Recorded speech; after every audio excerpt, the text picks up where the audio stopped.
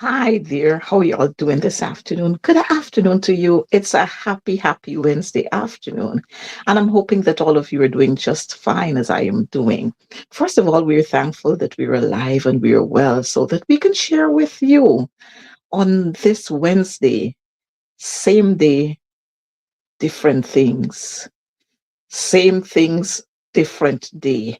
And this is what we've recognized that it has become a pattern whenever the PPP is there in government. And we have got to change this because we cannot continue to have the same things happening on different days. And the things that are happening, they are not positive things. They are not issues or policies or provisions that are put in place that will assist our people or would make the lives of our people better. And so we've got to change it. We don't want the same things to be happening on different days. We don't want police brutality, same thing on a different day. We don't want the government bullying citizens across this country, same things on a different day. We've got to change this. And as a one people, one nation with one destiny, we've got to make things right. Guyana belongs to us. And it means, therefore, that together we will have to ensure that the wealth of this country is shared equally. Whatever patronage we get from the wealth of this country, it is shared amongst all of us equally across the regions. This afternoon, joining me this afternoon, I have two pretty young ladies who are going to be joining me this afternoon as we explore a little more on same things, different days. We have joining us MP Nimuflu Bess, we have Central Exec member Robin Simon, and we have a young man who's going to be joining us sometime soon. But while we're here with the young ladies or with the roses, let me say that, we're going to talk a little more about what's happening on same things, different day. Nima and Robin, good afternoon to you, and it's always a privilege to have you here with us. What's happening at your end? Good afternoon, sis. Um, I am on my way basically from court. I would have attended court today. So forgive me, viewers. Um, Miss McDonald, thank you for having me. I'm happy to be here with you once again. Hello to my sister Nima. But on my end here, I'm now heading back up to Aslington. The mother for Otus Jordan yesterday was taken to the hospital because there was a protest and she poured her heart out and the Oh, pressure wow. went up. So it is a bit sad and tense here in the community. I The could young man that imagine. was also beaten the night before and was hospitalized, I had an opportunity to speak with him um, yesterday. And thanks be to God, he was doing a little better at the time, onto the time I left Enmore Hospital. So we have a lot going on, a lot to handle here on the East Coast.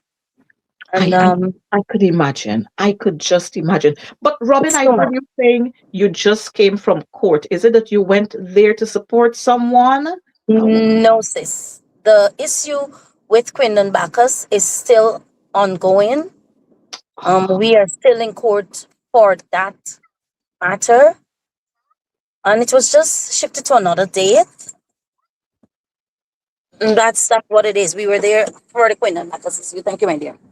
Well, It's Robin, maybe you're going to have to tell us about Quinlan Bacchus because I'm sure some of our viewers don't. When you talk about Quinlan Bacchus, they don't know what you're talking about. So let's talk a little about okay. Quinlan Bacchus before we get right No into it. problem. Let me put it in a nutshell. June 10th of 2022, a young man was gunned down in Haslington housing scheme. And a protest was started on the 12th of June for this same young man in Golden Grove Village. And that protest ended up for 40 days, 40 nights. The police came Mm. out with three different statements regarding this one story. A young man was given to us by the name of Christophe de Nobrega. He later walked free because of lack of evidence. Wow. In that case, we put cat to watch milk. Um, he walked free. No justice was served for Quindon. He was shot 7 times about the body, 6 bullets spread out around the back and one to the chest. There was a witness who saw the final shot. She testified throughout, and then eventually she traveled because what she said is that her life was being threatened. So the Oh, case was thrown out against this young man. One time they said that he went to this said area in the scheme to sell a gun to an officer. The next time um he showed the gun. It's all complicated. It's different stories. But we were charged with act of terrorism, 11 of us. We were charged with act of terrorism since 2023, and we are still before the courts for that matter. So the matter was dismissed against mm, Christophe de Nobrega. Quindon has no justice, but we are still in court for protesting. Mind you, we had nothing to do with what took place at Monrepo. We were all at Golden Grove, but we were charged for terrorism based on what took place at Monrepo and Golden Grove. So that is it in a nutshell, basically. and so this fits right into our caption. Same things, different days. So Yeah, many young men are losing their lives. no Um, justice. Execution style, police brutality, and the same things are happening. Oh, when witnesses are testifying, then their lives are threatened because there is no protection there for them, and so witnesses pull in a shell, they skip the country, and then everything is left just like that. Or you find um, some witnesses are being paid huge sums of monies not to go to court any longer to testify, and so lives just slip away, just like that. Mothers lose their sons, fathers lose their sons, children lose their fathers, wives lose their husband, and this is what we're having happening And the over and homes are over. broken. Same things, different view. Differently. Homes are broken. We already have lots and lots of social issues in our Yeah. societies. In our society, we have lots of our children who are ill mannered, let me put it in that way, simply because homes are broken. There's an absent father. The father is dead. And so the boys are left, the girls are left, mommy can't take care of them. And society as a whole have become so selfish that we don't look out any longer for our neighbor's child or our neighbor's children. And so chaos in the society. Nima, this is Robin saying that she just came from court because she has been charged with act of terrorism, and so from 2023, and this is 2026, she's still going back and forth and back and forth and back and forth. And but we've seen other instances where persons have had all kinds of charges laid against them, and then you see them pop up in court once, and then you don't hear anything else after that. And is it a direct plan to silence one group of people and to allow another group to go free? Nima, share with us. Yes, good afternoon. Thanks for being here with my comrades. It's really good when we can come together and speak on issues. Even as Robin spoke just now about the Quindon Bacchus story, a lot crossed my mind. And Robin, they're in court being charged for acts of terrorism.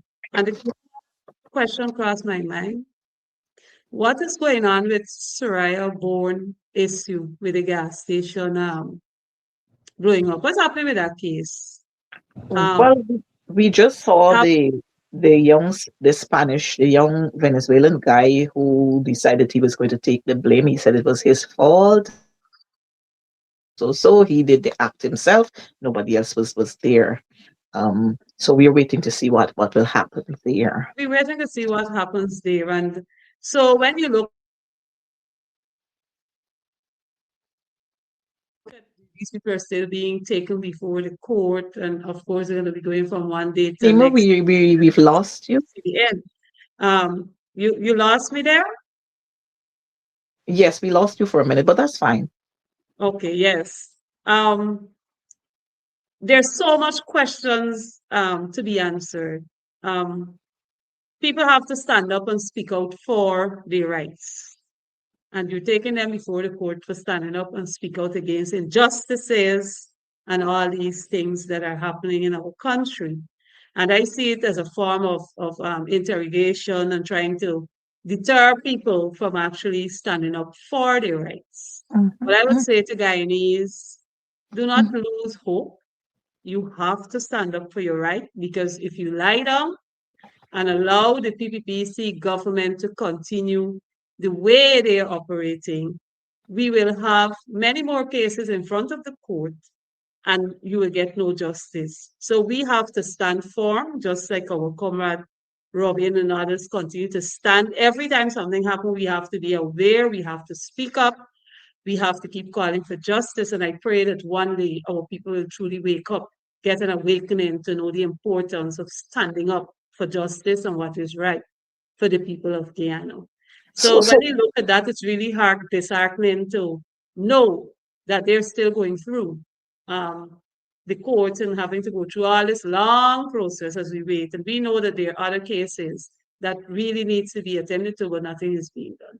hmm So, as we go through this afternoon's activity, I'm remembering so many. We had so many cases of police brutality execution style, and again the same things on different days. But let's talk about Robin. Let's talk about Otus Jordan. We saw reports of the post-mortem, and we're hearing that he died from an ulcer, perforated stomach, something. I don't have all the medical terms, but I am wondering. I saw that young man being arrested. I saw the video of that young man being arrested. Healthy young man. Of course, we can't see what's happening inside, but healthy young man. And we're hearing the cries that this young man never had to. He never complained of feeling unwell. Um, Except for minor things, you get a headache here or a little backache there. But there was no kind of issue where this young man complained of not feeling unwell. But we saw this report coming from the pathologist. We've also heard reports and we've seen videos and photographs, several of them, where there are marks of violence on his back, um, which is indicating that he might have been hit there, stamped there. Tell us something about how you feel about what has happened there. The pathologist um, said what he saw. Thank God we had Karen Cummins there, credible. We had Dr. Todd there. So the pathologist said what he saw. When the body was open, it was examined. He saw that there was a perforated ulcer. In layman's term, a sore that is burst. Everything from within the stomach poured out into the body. Right? Wow. Now, we know. Just hold, Robin. We want you to say this very, very slow so that persons understand what you're saying. Mhm. Just go that over for us again. When they opened him, they noticed that everything that was in his stomach was spread about the body. That's internally.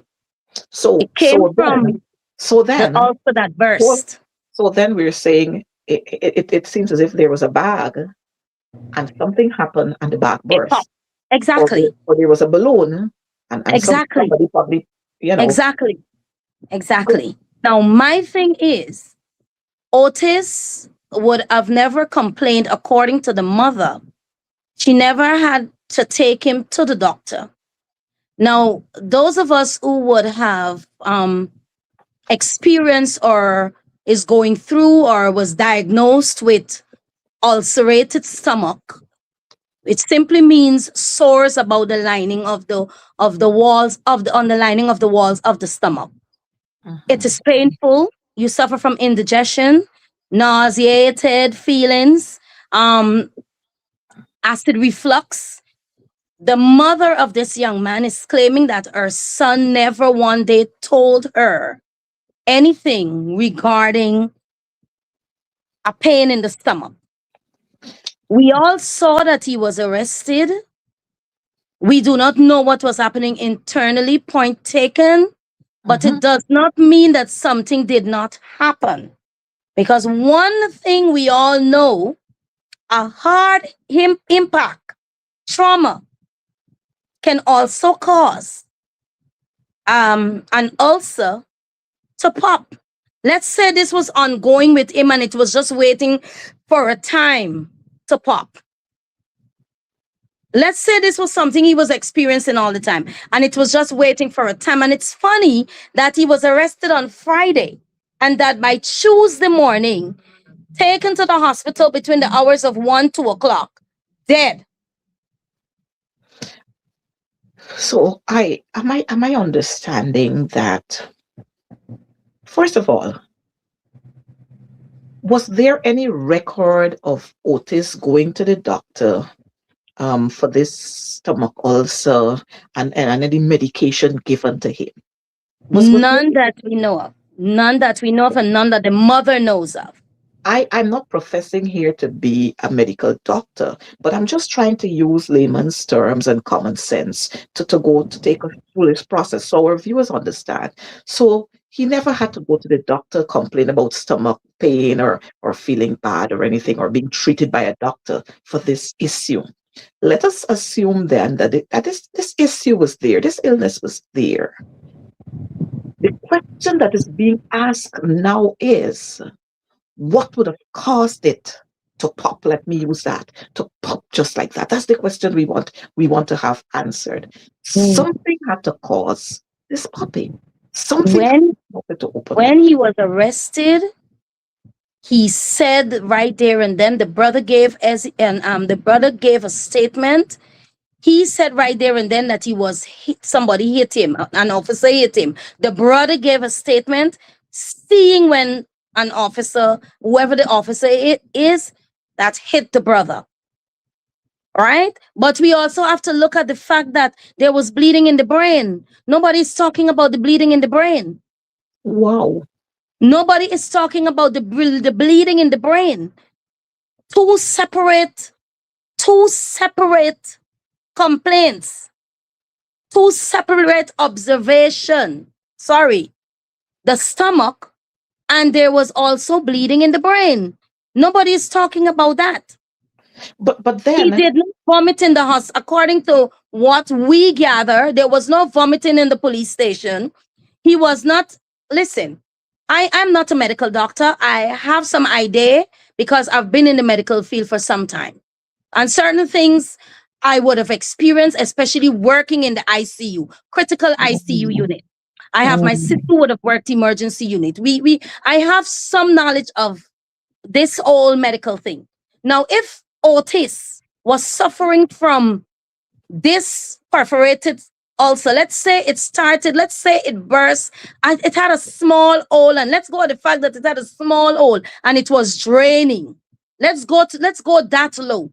I am telling you today, and I'm putting it to everyone today. He would have been in so much pain. Otis passed here Saturday. His first trip to the Enmore Regional Hospital, according to them. His first trip to the Enmore Regional Hospital. And he hailed out to the young men who were sitting right next door to me at my cousin's residence at her shop. He hailed out to them. That is how everybody know when he passed. He could not have done that. And this was Saturday afternoon. He could not have done that because that pain, this is acid fluids from within your stomach pouring out into the other parts of your mhm, mhm, mhm. So that's Robin there. she seemed to be having some issues with her internet, and this is what happens when we come on these lives. Then you have all kinds of interruptions. But again, we are trying to let you understand that this young man was taken into custody, no complaints of anything, but we're just going to hold on to the fact now that yes, maybe something happened. Um, MP Flu, are you hearing us? Yes, I'm Yes, hearing you. Good. So Robin, you continue. I thought we lost you for a while. I'm saying when he passed here to go to the hospital because they said they were taking him to the hospital or whatever, wherever, he ailed out to the young men that he would normally hang out with right next door to me, my cousin's shop. He hailed out to them. Nobody that is in pain with a ulcer like this can be sought. No, something went wrong, and I honestly feel somebody is not speaking the truth. So you're saying Somebody to is us, not speaking the truth. so Robin, you were saying to us that the police vehicle was transporting him on Saturday. That's what you're saying? Yes, yes, And so he shouted to the guys that he would yes, normally find there. yes, So if you and it's a good thing he did that, because people are now able to say he was alive and well on yes, Saturday. Now yes. we're not sure where they took him on Saturday when they took him out there. We're not sure where they took him. I'm hoping that the hospital would be able to produce the records to say, yes, this patient came here on Saturday. He was treated, he was seen by X doctor and treated, medication was prescribed, and he left. He I can came as a, answer that as well. go right ahead. I can answer that as well. When Otis passed here, the young men next door to me, and the mother had a barbecue the same day at the road front. She came out, all right? When they were coming back, she saw the vehicle because she was told that he was in this blue police pickup. This woman, Amanda Payne, stopped the police. She stopped the vehicle. She saw her son. She spoke with them. She asked the officer where they went with he. Where y'all went with he? The officer said they had to take him to the hospital. She said why? He said to the mother that how he was he has food poisoning. So she said, who give me something to eat? He said that they give him something to eat. But he was okay when she saw him Saturday. Then there was a second trip to the hospital. All Mm. right. Added to all of this that I'm saying to you, when we left the postmortem, the very first day when the postmortem was supposed to be done, the pathologist himself said he rejected the whole thing. He was not doing the postmortem because certain records from the hospital was not there. He wanted to know who saw this young man. What did he take? What was wrong with him? So no records was sent to or given to the pathologist. We left there. Myself, Otis' sister, Otis' two brothers. We left there and we went straight to the Enmore Hospital. Straight there. Only to find out, according to the doctor, the first doctor we had a conversation, sorry, with, told us that Otis came and he did not see anyone. There is no records of Otis seeing a doctor at the Enmore Hospital. They cannot find it in the system. There is no chart. There is nothing prepared for him. Nothing. The only thing they know of him is that they received him dead, cold, stiff, Tuesday morning. We spoke with a second doctor who No, no, no, also no, gave us the same thing. no. We something seemed to not be right here. Something is not right. If he went to the doctor on Saturday, Mhm. Enmore Regional Hospital is one of the hospitals that have been recently built and commissioned. So we can't say that the computers are malfunctioning because these are new computers that were installed, new staff there. So if this young man was there, then there must have been some record. The police must tell us where they took Otis on Saturday. And I'm saying this because, and Nima, you would remember this too, because we would have Mhm. had several reports over the years that prisoners were taken out of police station. They were taken out of the lockup, removed from the police station, taken to several parts where they would carry them to different areas, beat them, and then have them returned to the police station.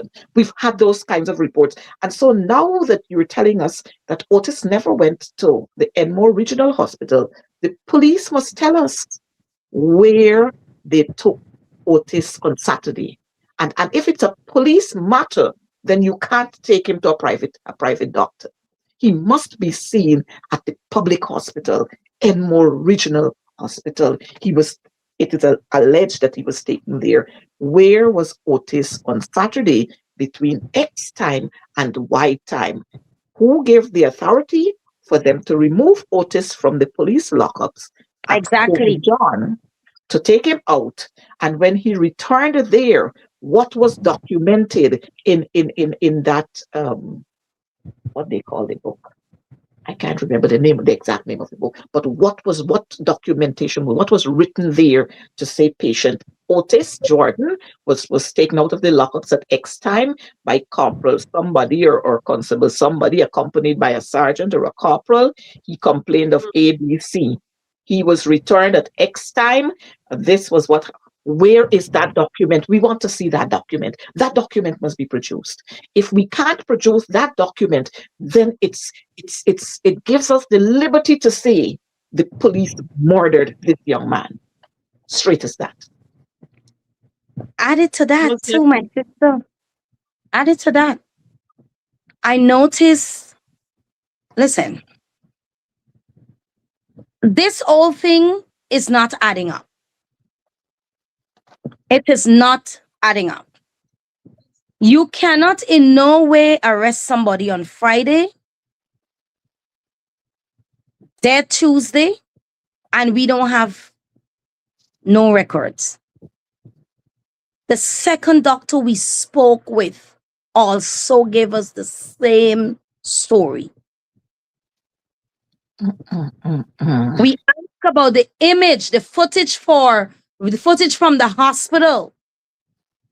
We couldn't get the footage because we have to write a letter to the Ministry of Health through this body and that body. So the lawyers will deal with that. The Mhm. lawyers will deal with that. But Otis' mother was told that he got food poison and they had to take him to the doctor. She saw her son. They had all the time in the world, which is Sunday and Monday. She took breakfast and food or whatever on Sunday. The brother turned up at the station on Monday to bail him. They had all the time in the world to let this family know that this young man was not feeling well. They Exactly. had all the time in the world to reach out to the family. Haslington is a small village, and everybody knows Haslington.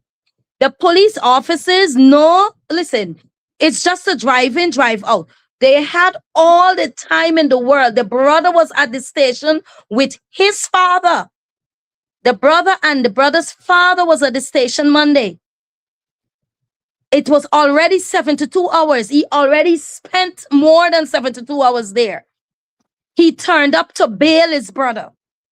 Nobody said anything to him, only to tell him that they're going to court Tuesday.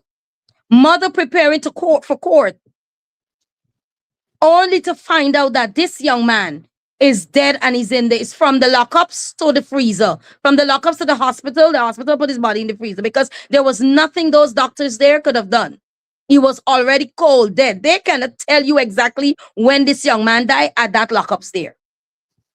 mm, mm, mm. So you're arresting people, you're taking them into custody. I know this, but must be some forms and some handing over, taking over process where you check on these prisoners and all of these things. There Mhm, must be something in there. mhm, mhm, There mhm. must be something in there. And for you to MP, just come and tell us that this young man dead, and then you all want us to accept that he died of natural cause. What about the bleeding in the brain? MP Nemo, just throw your bit in here because I'm sure as a mother, your tummy is tumbling. The mats, like the young boys would say and the girls, the mats in.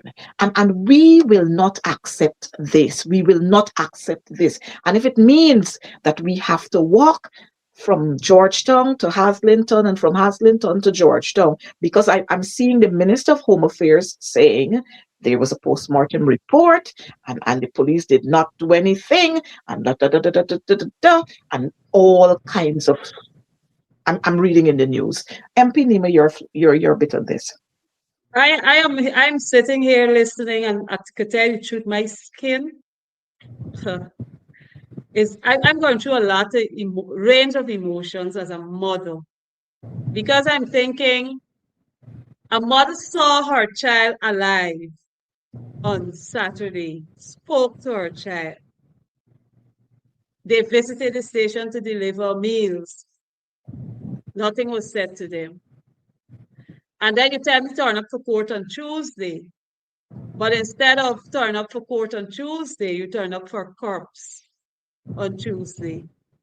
And nobody got answers to give the family. I support the family seeking justice. I And mean, guys, these people have to wake up. I'm noticing some people in the comment section saying a lot of things. It's not, this thing is not just about one family fighting. It is the same thing we witnessing at a different day. over and over and over. You think about all the things that happen to our young men in police custody, repeated actions. I'm a mother with 3 sons, and I don't even want my sons on the streets, because I always say to myself, anybody do my child anything, they ain't gonna laugh for it. And I'm very serious about that. I say it repeatedly. And I could imagine what is going through that mother mind. No wonder she pressure gotta go up. You care your child, provide for your child, see your child grow up to the man, waiting to become a father. Mm, mm, mm, And on mm. the day he died, his child is born. Instead of that mother being able to celebrate her first grand from that child, she can't celebrate how she should celebrate. And that is not, no one She should has to bury. experience She has that to bury. She's at burying no her son. point. She is burying her Because the son rather police than celebrating. is supposed to provide protection for people. When you see police or you hear the word police, you Mm-mm. should think about protection. But when you see hear the word police or You you Nothing gotta see run. happening. police, you gotta run or you gotta be studying if Mm, these people are really police. I got issues with that. Serious concerns and issues about that. mhm, And I've mhm. said it repeatedly. The police, according to the laws of Guyana, is supposed to provide protection for people, not beat up people and kill people and all these kinds of things. We are supposed to be protected. So if something should happen and somebody wants to run to the station, they must be confident enough to run to the station to get assistance. But you can't have that confidence when Not, you're looking and again witnessing a not at mother holding all. her womb. She got to Not. be crying her soul out Mm-mm. because there is no justice. And then you see the minister come out to say about the postmortem report. I wonder where the ministers be when you have officers abusing people on the road. Up to this morning, I Mm, stopped my and I mhm. was looking the way in which a police officer was talking to a young man. I don't know what it was, but you know what caught my attention? You know, when you got a big stick and you walk up to people, that is what caught my attention. And then subsequently, I read in the media what the minister was talking about. Again, I'm going to call this afternoon on the police.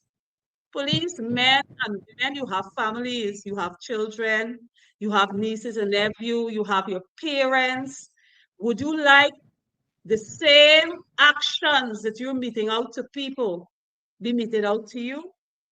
Would you like to see your child turn up dead somewhere when it could be avoided? I always say, and I keep saying it, the worst tragedy men could face is a man-made tragedy. We could deal with natural disaster, but when there are things that could be avoided by the Mm-hmm. act of men, and they're not doing it but causing you more harm, it is playing with people's mental health and people's psyche.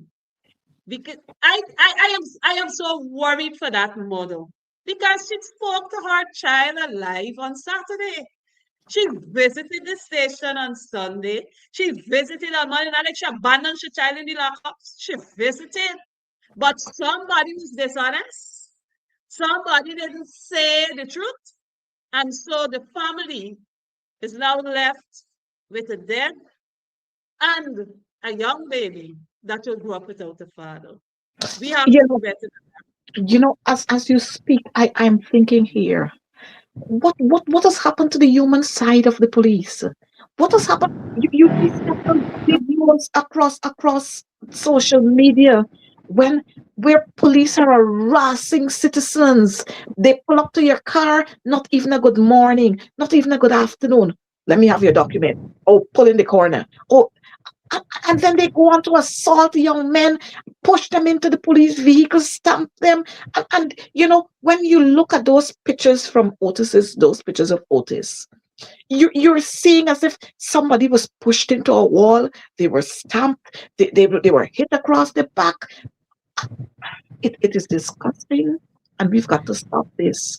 The motto of the police is to protect and serve, not to kill, not to brutalize, not to hide evidence, but it is for you to be able to carry out your mandate in such a way that citizens of this country will feel free, they will feel comfortable going to you to assist in solving crimes and to assist you with being able to eradicate some of what we have in our society. But when you carry through with this kind of mandate, brutalizing people's children are young men and women are losing their lives, then we can't no longer trust some of those rogue police officers. And as we speak, I'm remembering Ronald Waddle. To date, nobody can say who killed Ronald Waddle to date. And it's, well, I shouldn't say nobody could say it. People know, but they're not coming out to say anything. We're going to have another Good Friday, and Monica Reese's killer is still walking out there. You know how many years ago that was? You know how many years ago that was? And we're still there's nothing. Nobody has been charged for that murder.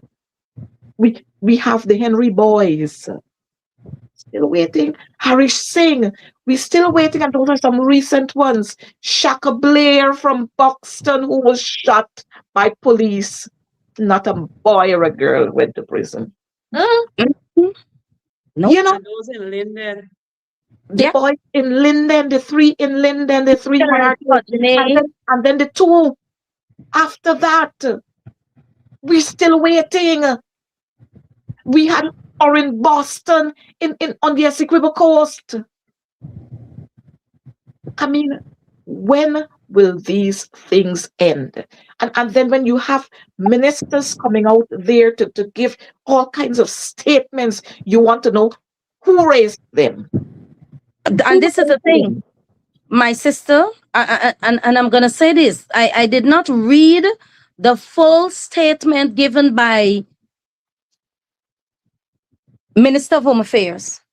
I wouldn't grace myself, but the thing is, she was not there. You're gonna take some words based on information. Until now, we're still waiting. I want her. I am asking her to bring the mother in and show the mother the image. Show the mother these videos that she's claiming, according to which evidence. I want her to bring the mother in and show the mother them. I want her to bring this mother in, call her, invite her into your office, and you show the mother all these video evidence and all these evidence that you have to clearly to close this case. Because mind you, when you see government ministers make statements, in my opinion and how I feel, is that there is nothing else to be done with this case, and it That is is so, unacceptable. mhm, It is that is so true. unacceptable because somebody just can't lose their life just like that in a place that they're supposed to be protected. You're supposed to be safe. I And the, want her to invite the family. I want her to leave our office and come to Haslington and sit with the family and come with the evidence. and you see, this is where the different comes in. Same day, different, same things, different days. When they shouted in Monterey Post that the protesters harassed them, they destroyed their livelihood, break their stalls, knock down the Polari stand, do this, do that. The president himself went there. But today, an Nobody don't Afro-Guyanese come to these mother areas. is crying, but the Minister of Home Affairs can't go there. The No, Commissioner of Police can't go there. The Deputy listen, Commissioner of Police can't go there. None of them can go there. And then they want to tell us about one Guyana. How is it? Can we preach MP one McDonald Guyana? and MP Flubes, let me just remind you all something you all didn't know. Those vendors from Monrepo Market, they were invited, according to what they say. They said they were invited to the president's residence. They were invited to the president's residence. Is it because they are East Indians that don't like to go the race route?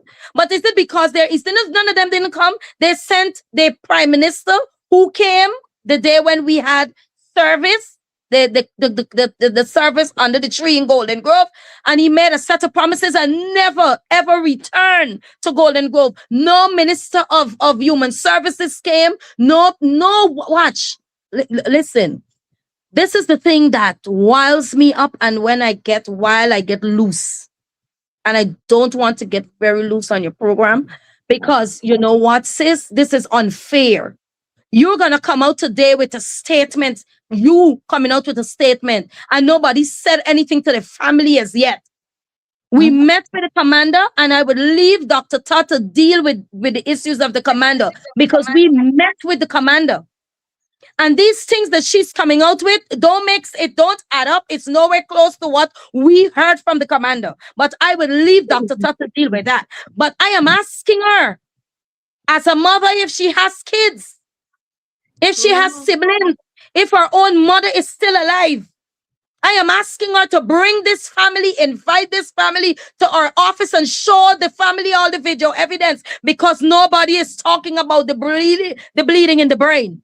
That's number one. Number two, and not because they want to say no marks of violence, and now the mark on his body was all mark. No problem. But that does not mean that he was not hit. Let's look at the young man who overtook the police in front of my home right here in Haslington and went to the station. They took him in. He started to record. They tased him on his legs for him to delete the video from his phone. That's another So if one. this can happen to this young man there for something simple as this, when the police has no tolerance, according to what Commander Stephen told me, that the police does not have any, none. They don't have no remorse. They're not taking domestic violence case easily. That could mean anything when they say they're not taking it easily. That could mean anything. So this reminds me of that little young boy, 16-year-old boy from New Amsterdam. Do you remember him? Who was burnt around his genitals by a policeman? Do you remember Yes, Yes, that? I remember. yes, Do you remember? And so yes. it brings into play the kind of training that these young police officers, and maybe some older ones, it brings into play the kind of training they are receiving when they go to the police training school. And then it also brings into play whether any kind of background checks are being done on some of these folks when they join the police force. I know years ago you used to have that. You apply for a job, regardless of what job is it, and background checks are done. Background checks are done. I don't know what is happening now because it is, you simply cannot imagine and fathom where is this cruelty coming from? Why are police officers, some of them, so intolerant? Why are police officers so cruel? Why are police officers, some police officers feel that they can do whatever they want to do, and then the law, maybe they have a connection somewhere that is going to save them. That's And how the system turn. Robin, you said something. The police commander is saying one thing, but the Minister for Home Affairs is saying something else. And I would have wanted I would have thought that the police commander and the Minister of Home Affairs, both of them would have been singing from the same hymn book. Mm-mm. Before we go on, let me welcome our other guest. It's good to have you here with us, and we're always delighted when we have the opposite with us. You see, we don't always, we want to go by what God says. He created man and he created woman. And so we're always delighted when we have our male brothers here with us. Welcome to Same Things, Different Days. And we're going to take a quick comment from you before we're discussing here the death of this young man in police custody. We're also talking about a young man who was beaten by the police. We saw that video of him lying on a bed there in the hospital. We also saw the another video with a young man who was harassed by police. He was shot with a taser gun because he was recording what was transpiring there. So we'll take a quick word from you, and then we'll continue in our discussion. First of all, MP McDonald is, it's a pleasure being here. Thank you so much for inviting me. What a panel of strong, astute, intelligent, intellectual women that I get to, partake of in this discussion. So I'm very happy, first of all, to be here. To the listening viewers, and it's good to be here. I'm happy. Look, on the topic that right now that you guys are speaking on, it is quite interesting. And what I see a trend of dereliction of duty. I see that the our police officers, especially at the lower levels, they are not well trained. They don't have command of the standing orders, right? And we're seeing this display in the way that they're treating the citizens who essentially are their clients. They have to remember, without these citizens, they don't have a job. And besides that, these are the people who their tax money, they're taxed every time they get paid. That covers your firearm, your baton, whatever it is that you have, your uniform, your salary to some extent, and to treat them that way, it's so uncivilized what I see. But another thing I must point out, why is it always seems to be trending when these things happen? The trend is it's associated with an African Guyanese. That is quite concerning, very, very concerning, because look, when we talk about domestic issues, I have seen so many domestic issues across Facebook. I've seen domestic issues where men of East Indian descent, they come home drunk and they're beating their wives and they're doing all kind of things to them, right? And the police intervene, but we don't see these results that we're seeing here. These results are glaring. We have one young man who is laying in a fridge cold there by himself. Child would have born. He never got to see the child. The child, well, a young child like that, even if the child can see, wouldn't understand that that was his father he was looking at. So we got to put it as the child will not see the father, right? And then there's another young man laying in the hospital, semi-conscious, that was beaten by the Guyana police force. And when I see these things, the government seems to be very mum and silent on these issues. But, MPs and Sister Robin, when you look at this thing, right, we have a dictatorship government in Guyana right now. There's no doubt about that.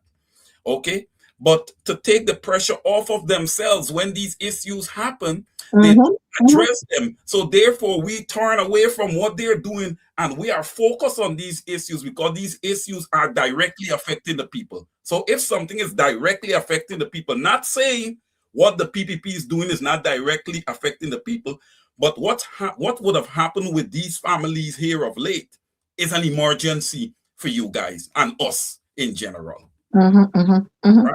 Mm-hmm. So, Wayne, we want to thank you. This is Comrade Wayne Caesar. We want to thank you for taking time off and being here with us on same things, different days. But we've got to move off from this because we've spent quite a while talking about this. But I want our Guyanese people to understand, our citizens to understand, those who are at home and those who are in the diaspora. This thing got to stop.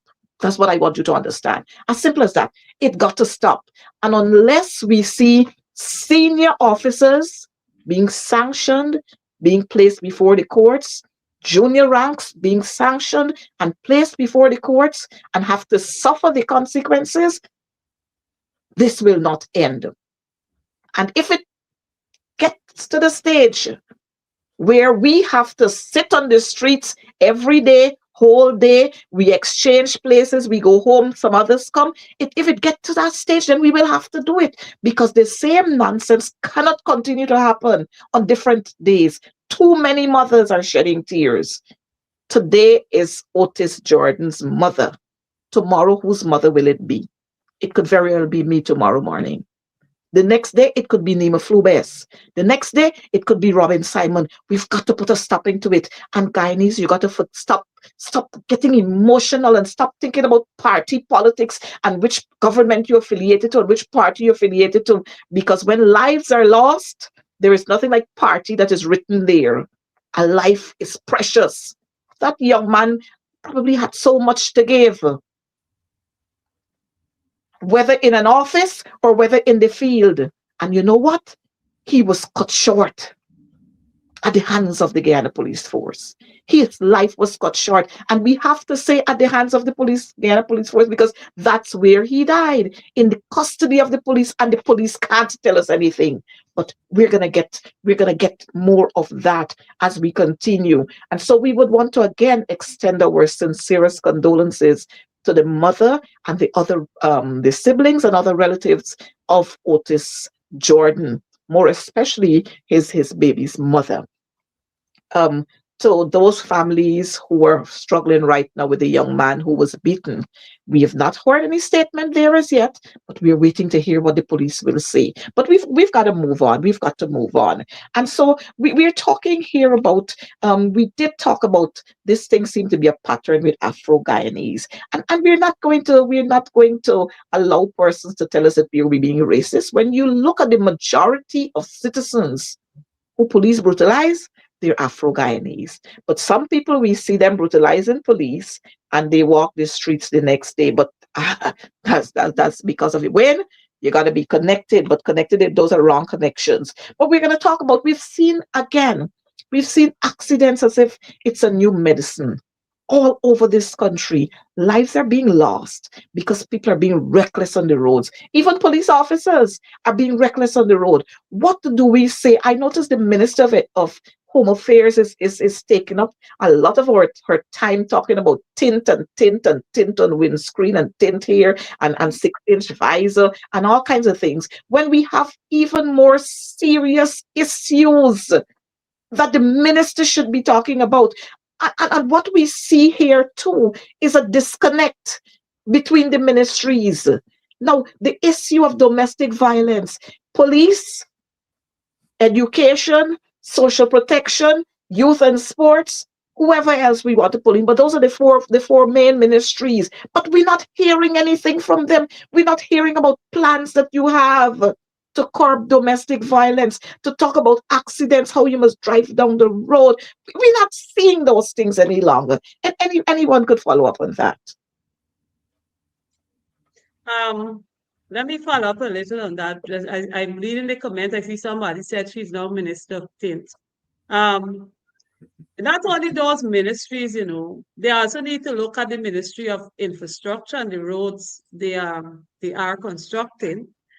because we know that we have young drivers, especially who would drive really carefree and reckless. And many times on the roadway, I can speak for Heroes Highway in certain parts on the East Bank. You would drive today, for this entire week, you drive in this section, but suddenly the next week is a hole. You recognize that you might pass there, it's pass smoothly, but when you pass back a week or so after, you're going into a valley and come up, this sudden jump. So also they have to pay attention to the road construction and what is actually happening, because that also can play a part in the accidents that we see. But we want to call on drivers today. You have to be conscious of using your 5 C's while driving, and it's not dashing, dash out, take over, bully, pushing here. And so I think that's what we see a lot on the road in the afternoons when you travel to come up. There's a line that you stay in. If everybody move in that line, we'll get home faster. But there are those drivers who would choose to create other lanes and other confusion. And so we're having all these challenges on the roadways. And again, we would want to see more being done to educate our drivers. I thought like now, every day I drive on these bank, I row because they got these big bulletin, big boards, billboards. But there's nothing there talking about driving safety. You see some program that finished 6 months ago, a year ago, the billboard is still up there, occupying space. And I want to challenge again the police force to start a public education, use those same billboards and so that they got up and put out things to remind drivers of the importance of driving safely on the roadways, put up a little ads, little videos, you have those TV that you put out ads to promote businesses. I want to see that being used to remind and educate persons on the use of the roadways. And one of the other things I observed, these foreigners that are given license to drive on our roads, I don't think a lot of them go through the process of understanding our laws. I'll give you a typical example. A few mornings ago, just about a week ago or so, I was at Camp Street. The police was directing the traffic. He stopped one side of the road and was calling the other side. 2 Cubans or so, Spanish people came on a motorbike. And all the police stopped the traffic. The people just sucked the teeth and dashed down the road that they were not supposed to turn. And I could have ended up knocking them straight off the bike if I wasn't paying attention to them on the road. Why is the police calling me? I observed the 2 foreigners going to do their own thing. And also, I would have seen, y'all ever see others ride electric bike? Sometimes the mother, father, and put up the bike, baby, and everything. And they're riding on the road. They're not conscious of where they are on the road. And sometimes they hinder the flow of traffic. So again, I want to call on the Guyana police force and those licenses you are just issuing Wild West to the foreigners. Like I was at GRA this morning, I listened to some foreigners who can't even speak English getting license. Do these people actually go through any form of training? I'm quite sure in developed country, you can't just go and pick up a license at an office and drive just like that. I don't know if Wayne could validate that for me, but you got to go through a process before you actually get you got to know the people road information, how they drive on the road, how they use the road before you actually obtain a license to drive. You have to tell me because I know much about foreign life. You are absolutely correct. Yes. You cannot come from Guyana and touchdown at JFK and pick up a license just like that. First of all, you need to be covered with insurance to drive on the roads and highways and byways here in New York and any state in the United States of America. So you would have to establish that. You would also have to provide your Guyana driving information. And I don't think that you get it right away. I think that's a process that's going to take some time. Okay, so a lot of times people just don't worry with it. Okay, and just leave that alone. So yes. And after that, still, even if you touch down there as a newbie, you have to do the test and go through the normal process before you can even obtain a driver's license in the US. All right? Because I left here and went to the States as a driver, and I had to do it all over. But you So remember, you don't get it. but don't forget, Wayne and Robin, don't forget Guyana is a special country. So here you don't have to go through any classes. You buy the package and then you put something else under the package that you're going to receive. And the next thing you know, you're collecting the license. So, and that is what is creating a whole lot of the problems in our country. And in addition to that, what do we see? You're going down the road, it's already crowded, and what do you have? Sirens coming behind you. Some minister, some minister's son, some minister's daughter, some minister's father, and they got the blue lights and they bully you off the road. The traffic is going smoothly, and because some minister in a hurry, they put on the siren all of a sudden, which is illegal, The police officers too, Sister and they Coretta. and they bully you. Police officers, everybody got sirens on their vehicles now, and they bully you along the road. Just yesterday, I was watching a video that a motorist captured. They were on the Harifesta Avenue, and the police was guiding the traffic. And here is it: we had this black Prado driving on the other side, well, not on the other side of the road, but on the inner side of the parapet, and that's on the parapet. He was driving there, beating the traffic, and a policeman was there on a motorcycle traffic rank, and traffic rank was stopping him, and he was just going on the traffic rank, going behind him. So this is the traffic going in an eastern direction, and this vehicle on the outside of all of these vehicles, and he's going, and the next thing you know, by the time the police rank pulled up alongside the driver on the driver's side, the driver, whatever he said to the policeman, and he rode away, and then the police came to the other side, and it is alleged that a minister stopped his vehicle, pulled his window down, and whatever he said to the policeman backed off. And so when we have these kinds of lawlessness happening in our country, and they're being perpetuated by senior officials, what do you expect the ordinary driver to do? What do you expect the ordinary minibus driver to do? What do you expect the ordinary hire car driver to do? And so we must stop it at some point. We must allow persons to know that the road is serious business when you're on the road. That's one. Two, regardless of whether you're a minister or not, the only persons that we're supposed to give way for is the give way to is the Emergency president vehicles. and ambulances. Or if there's a diplomat and there's a policeman in front with a motorcycle and so on, guiding them along. Nobody else, but everybody pulling their way around these streets. So again, old people would say, and forgive me for saying old people, but they would say the fish starts rotting from the head. So if we have the lawlessness from the top, then you don't expect anything better to happen at the bottom. But what we find happening here, the lawlessness happening at the top, but you're putting a whole lot of pressure on the ordinary man at the bottom. And so again, just over the weekend, we had so many accidents leading into the weekend. We had on the Linden Like Highway, a 19-year-old girl, I think, lost her life. I think she's 19. On the Essequibo Coast, in Region 5, in Region 6, and in Georgetown and on the East Bank, we had accidents where lives were lost. Come on, folks. Lives are precious. And so we need to be careful when we're on the road. Again, let me call on the Minister of Home Affairs. Stop worrying about tint for now. Don't worry about tint. Worry about what is happening on the road.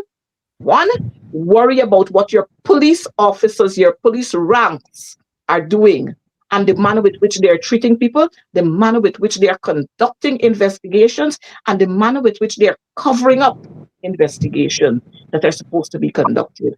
Worry about that. That's more important. Go out and send your traffic ranks out there. And it's one of the reasons why we're not having many police ranks in the police force, because those who are serious about the business of policing, they don't want to be caught up in the foolishness. And they're not given a chance. Well, some of them are not given the opportunity, and quite a lot of ranks are resigning, and lots of young people are not joining the police force because they don't want to be part of that kind of nonsense. They don't want to be part of that kind of nonsense. Let me just interject quick, MP McDonald, and I'll just try to summarize what all of you guys would have said. um there's a saying, right? You will reap what you sow. All right. Voting has consequences. All right.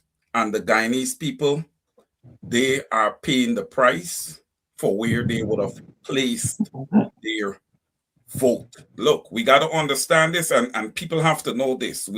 And you guys have been defending the people all the time. At some point, the people have to stand up, take responsibility, and be accountable also. Mhm, mhm, mhm.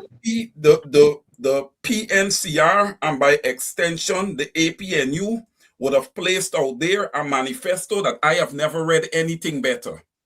I have never read anything better with regards to the Cooperative Republic of Guyana and what they had set up for the people of Guyana. It was a people centered manifesto. Okay? Our people are not reading. That alone shows me that they are not reading and they need to read. Well, Because had they read and did their comparative analysis of what they would have experienced the last 5 years mhm. under the PPPC government with all the oil revenue coming in, then they would have voted different and not allowed their vote to become a transaction for money. Go ahead. All Mhm. right. So And I we're gonna. totally agree with you. Wait, guys, I have to go. So let me just I have to go because you all know I'm here with the family Mhm, mhm. 24/7s, right? I would love to sit Please throughout, share our love. but yes, I will. But I want to agree with you, Wayne. All of these things that are happening now, January, February, March, April, was happening from 2020 prior to 2015. This is Mhm, nothing new. mhm. All Same right. thing, The different day. APNU had the APNU just they won the election 2015, and from 2015 to 2020 there was order in this country. Those who want to, whether they stifle in their conscience or not, it is a fact. Under the Mhm, Grey regime there was mhm, order in mhm, this mhm, country. So all of mhm. this we see we happening now, my brother, and you're talking about elections has consequences. Yes, they do, because this and now start. These things that are happening here now started. No way, my dear. Quindon got killed 2022 June. We're in 2026 April. The Henry Boys Well, was September of 2020. you understand? All right. So Adriana was when the Henry 2 years ago, brothers, March. Janae, Peters, Mhm, this little mhm. young Indian boy. Then Narek you have a Singh. next one I Very learned sick. of today, Mahindra Look not. All these other people that passed. Comrades, this thing is happening now. So I 100% watch. I agree with you 1000%. But unless we as a people stand up and take on this government, we have to hold them responsible, accountable for the things that are happening now. Mhm, mhm. All right. I think Robin is having some issues there. But let me say, It while would not stop. It ain't gonna stop. So I to sit, but your girl gotta go because I have the mother there. They're with me all the time. I'm with them all the time. So I'm thanks for going out being here. there. I'm gonna give them your love, and Yeah. I'm trusting that one day she will be able to come sit with us and tell us about the. Listen, it's hard, but I know. guys, Mhm, mhm. stay on it. Same, just a different day. Same day, just a different. But I love you guys, but I gotta go. Thanks, Bye Robin. bye. Thank you. Yeah. Yes. So, MP Flo and Comrade Wayne, we're gonna talk some more because we still got a lot of things to talk about. I've seen it's always hard when we have to talk about police brutality and lives that are being lost and accidents. And of course, we hit a little on the roads and the construction of the roads. Again, this comes into question. Where is the minister of was he not? public infrastructure. Is it public infrastructure? Man, that makes me up so much I don't even know. But where is One Edgehill? We have so many overnight contractors who are given contracts to build roads, to construct roads, who ain't got no idea about what road construction is. No wonder we are seeing the Heroes Highway that was just commissioned. All kinds of things happening there. We're seeing the road leading to the Demerara Harbor Bridge. Confusion there. All across this country, we're seeing the kinds of foolishness. And when we look at what was there before, and that is why they can't stop the ideologies and the visionary Lyndon Forbes Sampson Burnham. Because we had the Lyndon Soulsdyke Highway. It's just the other day we had to be doing work on it. We've got the Quarantine Highway just the other day. We've got the road leading from Vredenhoek to Parika just the other day. And those roads were built by solid people who knew what they were about. Not these just comers, not these ministers who get in a drawback, and these ministers who created overnight companies, shell companies, overnight companies, and they're getting the contracts. And you know what? By the time you get the contract, they get the contract and they put somebody there. Let's say the contract costs $3, they pay somebody $150, and the other $150 go to them. And that is why we are having the confusion. Why is it that our roads can't stand for 6 months? And I'm putting it at 6 months. Why is it our roads can't stand for 6 months? And we know the answers. And we got to stop that too. But like you said, Wayne, we had the opportunity to do what we were supposed to do, but we didn't do it. But you know what? The APNU and the PNC by extension will continue to stand and bring these issues to the light and continue to highlight them. As I speak here, I sometimes I don't want to go there, but I have to say it. When Comrade Aubrey Compton Norton was the leader of the opposition, there were shouts all over. Where is the leader? Why are we not seeing this? Why are we not seeing that? Why is he so quiet? Where is the leader of the opposition now? Where is he? You went out there, you garnered the votes. Where are you? The people want to see you. They want to hear from you. They don't want to hear statements from you sitting on a bed. We want to see you on the streets. Come out there and talk to the people, meet the people, understand what they're going through. We don't want an opposition leader who will jump around the place with some fancy vehicle and you're always in some confusion over this vehicle, that vehicle insurance. Walk the road. Walk the streets. That's what you're being paid for. You decided you wanted to have a big man's job. Come do it. Come and do it. I mean, when there is an opposition leader. Where is he? Where is he? The only time I see people out there is when the opposition leader go into court.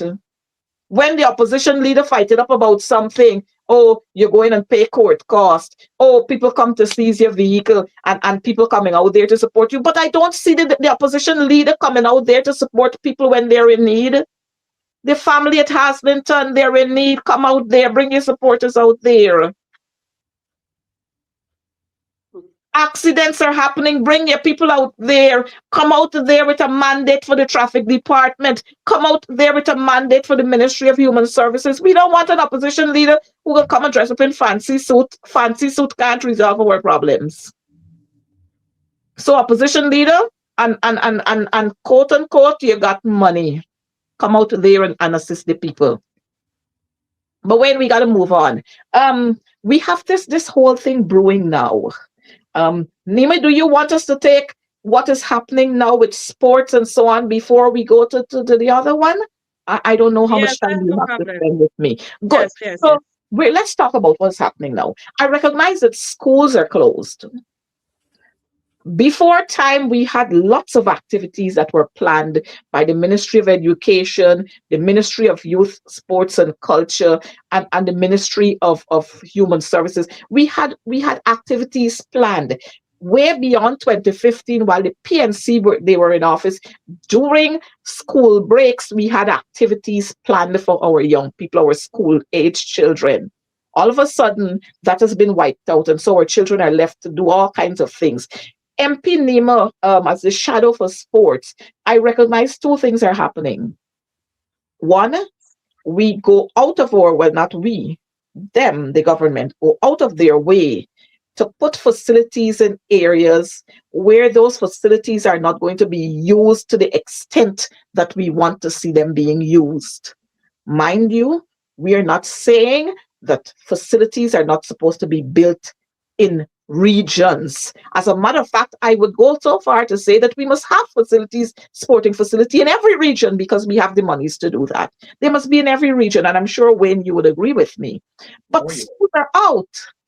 I'm not seeing our children being engaged in anything. So they're going to be out for 2 weeks. Then we'll have the August vacation. They're going to be out for 8 weeks. And I don't know what plans are there for them. But more especially, I'm seeing circling, bubbling all around the air where we have a cricketer, one of our own. Again, there's a cry that he was deliberately taken off the team by the selecting. I don't know if it's the selecting committee or if it's the chairman of the selecting committee whose name happens to be Ronnie Sarwan. I am sure as a cricketer, Sarwan would know when you are when your name is pulled from a list and reasons are not given, then how that can demoralize persons. But Nima, you take us through that because it's a serious issue and we have to address it. All right, so let me start with the program for the children. I keep abreast with the activities of the ministry. I see they're promoting a Learn to Swim program, Teach Them Young. And based on the information I've seen, they have swimming program at Albion in Region 6, Region 10 at Watuka Guest House. They don't destroy the swimming pool at Mackenzie. So now they're Watuka this Guest House supposed to be conducting a program. They're supposed to be at Essequibo in Region 2, Colgrave. However, these Learn to Swim program, in my mind, is marked by the death of Joel Adams, who lost his life in July 2024 under this set program. And I have taken note of the persons managing this program. And I note that these are the same people who are managing the program when Joel lost his life. Joel's death was covered up because he was living in a state institution. He doesn't live with his parents. Oh, So oh, oh. nothing came to a follow-up with that particular incident. So I want to caution parents, if you are allowing your child to participate in any of these Learn to Swim program, you have a responsibility first to find out what are the qualifications of the person managing your program, the program that your child is in. Are they a certified swimming coach? You need to look at the safety of the environment. I would have put some comment under the Ministry of Culture, Youth and Sports page on this matter, because safety is supposed to be first. When you're organizing any sports program, especially for Learn to Swim, and when you look at the international rules, there's a stipulation there's no more than 5 students per coach. And it also depends on the age group that you're running. I want to challenge parents. Whatever program this government is offering, especially for your children, please go and investigate. Don't just pack the children and see it as an excuse to get them out of the house. Go and find out who is in charge of the program, what qualifications they have. Look at the safety measures that are out there so that your child can be protected. Look at the sanitation of the environment, because that's another issue. I would have visited several programs and recognized that they don't even pay attention to basic sanitation of these environments. You might have washroom, they don't even cleaning it often. They ain't got, the basic necessity to ensure that the child is protected. Added to that, I like to throw a suggestion. The Ministry of Culture, Youth and Sports, I see them sharing out kites with PPP colors. I know what it should mean.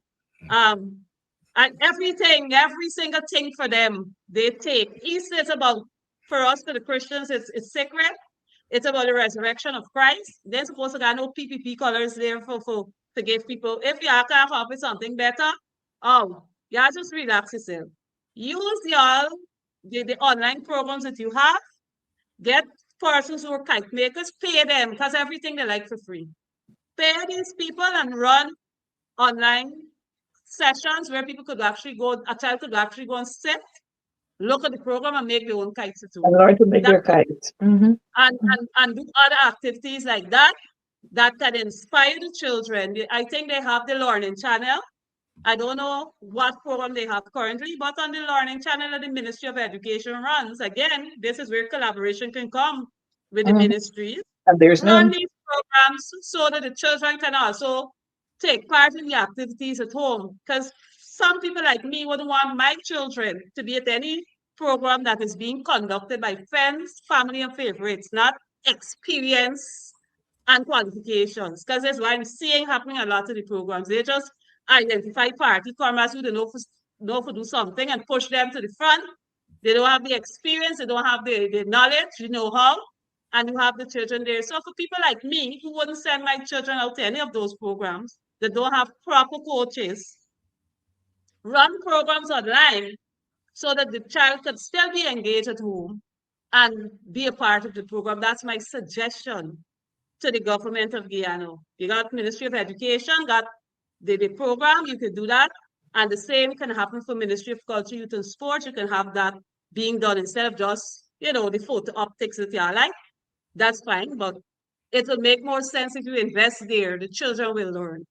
When it MP comes to the Flow, MP Flow, before you go on, and what they can do too is to make that competitive. So the child with the best kite, the child with the kite that is the funniest, you can make it competitive so that our children enjoy learning while they're learning. It's fun, but They- people without a That's a vision. great suggestion. I did that during the COVID. I taught my classes online, and for the practical session, I recall doing table tennis, and I told the parents how they can improvise using the dining table and have the children play. And they made videos, short videos, and they sent it to collect the grades for the practicals. So it's something that can happen.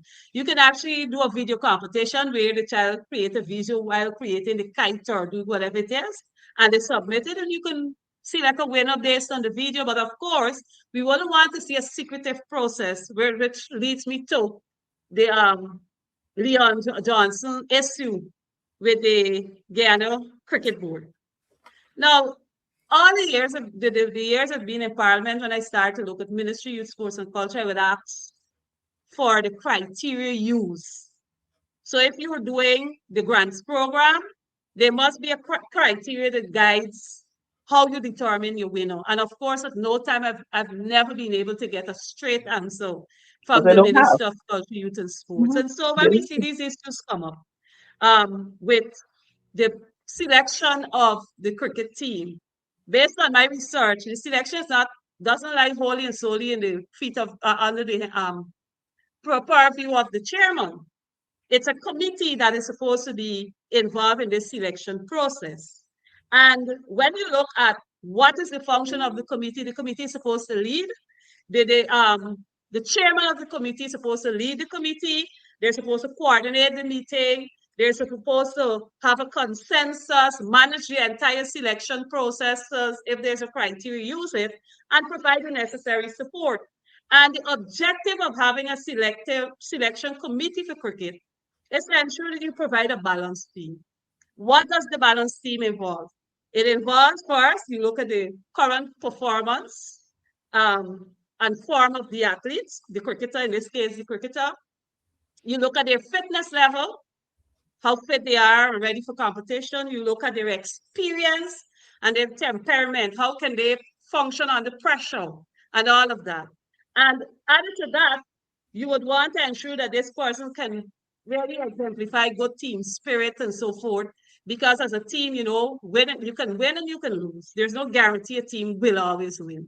So Mhm. you need to look at these qualities in the selection of your team. Online, there is actually a cricket calculator to help you with selection. I don't know if in Guyana case, everything is special. I don't know if anything was looked at along that line. And you know what I did? I went and researched who is Leon Johnson. And I recognize, well, I could, as I tell you, Guyana news sometimes it's really got you confused. One time they tell you in one news article, he's a right-handed middle class or the batsman, and then the next one they tell you he's left-handed. So I have to go on, the West Indies site and at different areas to look, because Guyana sometimes you want to know if you're talking about the same person when you have conflict of information coming from the same source, right? We're not So that makes it consistent. difficult. And based on what I've seen, this young man would have been in the forefront of cricket, leading Guyana team and taking part in competitions. And he has done reasonably well for himself in cricket. Very good. And I look at the team selection they have now, and I would like the chairman, Sarwan, to come to Guyana, come on the program, use the government news, properly their machine, and tell us what was the criteria used for the selection of the Guyana cricket team. I look at all the information that is presented out there. I draw my own conclusion because of my experience in sports, but I wouldn't share it. I would like Mhm. the chairman of that committee, and probably the committee should come out and hold a press conference and help us to understand Yeah. your method, because like I said, Guyana is a special place. The method you would have used to select your current team, and what were the criteria used and how you arrived there, and the balance of the team. I want to tell them also in doing so, please don't come and say anything about age, because I researched the age of every player on the team, and we have a player older than Leon Johnson on the team. So let me forget about age. So I await, and I'm going to challenge them. I like challenges. I'm waiting on the chairman of the select committee for Guyana Cricket Board to come out and tell Guyanese what is the criteria you use for the selection of your team. And if you think you're confident that you have selected the best team to represent Guyana. Remember, sports don't lie, that's why I love sports. Sports, when you play the sports, the truth comes out. So when you go and you see the performance of the play, it tells a lot. So I'm going to stop there. Wayne, we'd like to have your bit there before I share mine. Yes. Yes, and I'll start exactly where the Honorable MP, Miss Nima Flew Best, would have left off. So I am aware of Leon Johnson because I am a cricketing fan. Okay, I am aware of Kevin Sinclair also, and I'm gonna touch quickly on both of them, just high level. Um, Leon Johnson has a good cricketing IQ. Okay, the guy is good. I think he would have led Guyana to the regional championships. Okay, and I watch all these West Indies shows where they talk cricket, and many of these hosts were of the belief that Leon Johnson should have been given an opportunity to captain the West Indies team. The guy is that good. He got that good a cricketing IQ, right? You may not always see it in his batting, but you got to look at holistically at his captaincy, the ability to lead men, right? Yes, he's very, very good at that. And when I saw that Leon Johnson was no longer playing cricket for Guyana, I was quite surprised because, I wouldn't even look at his age. I would look at the mentorship that he would provide to the younger cricketers coming up, right?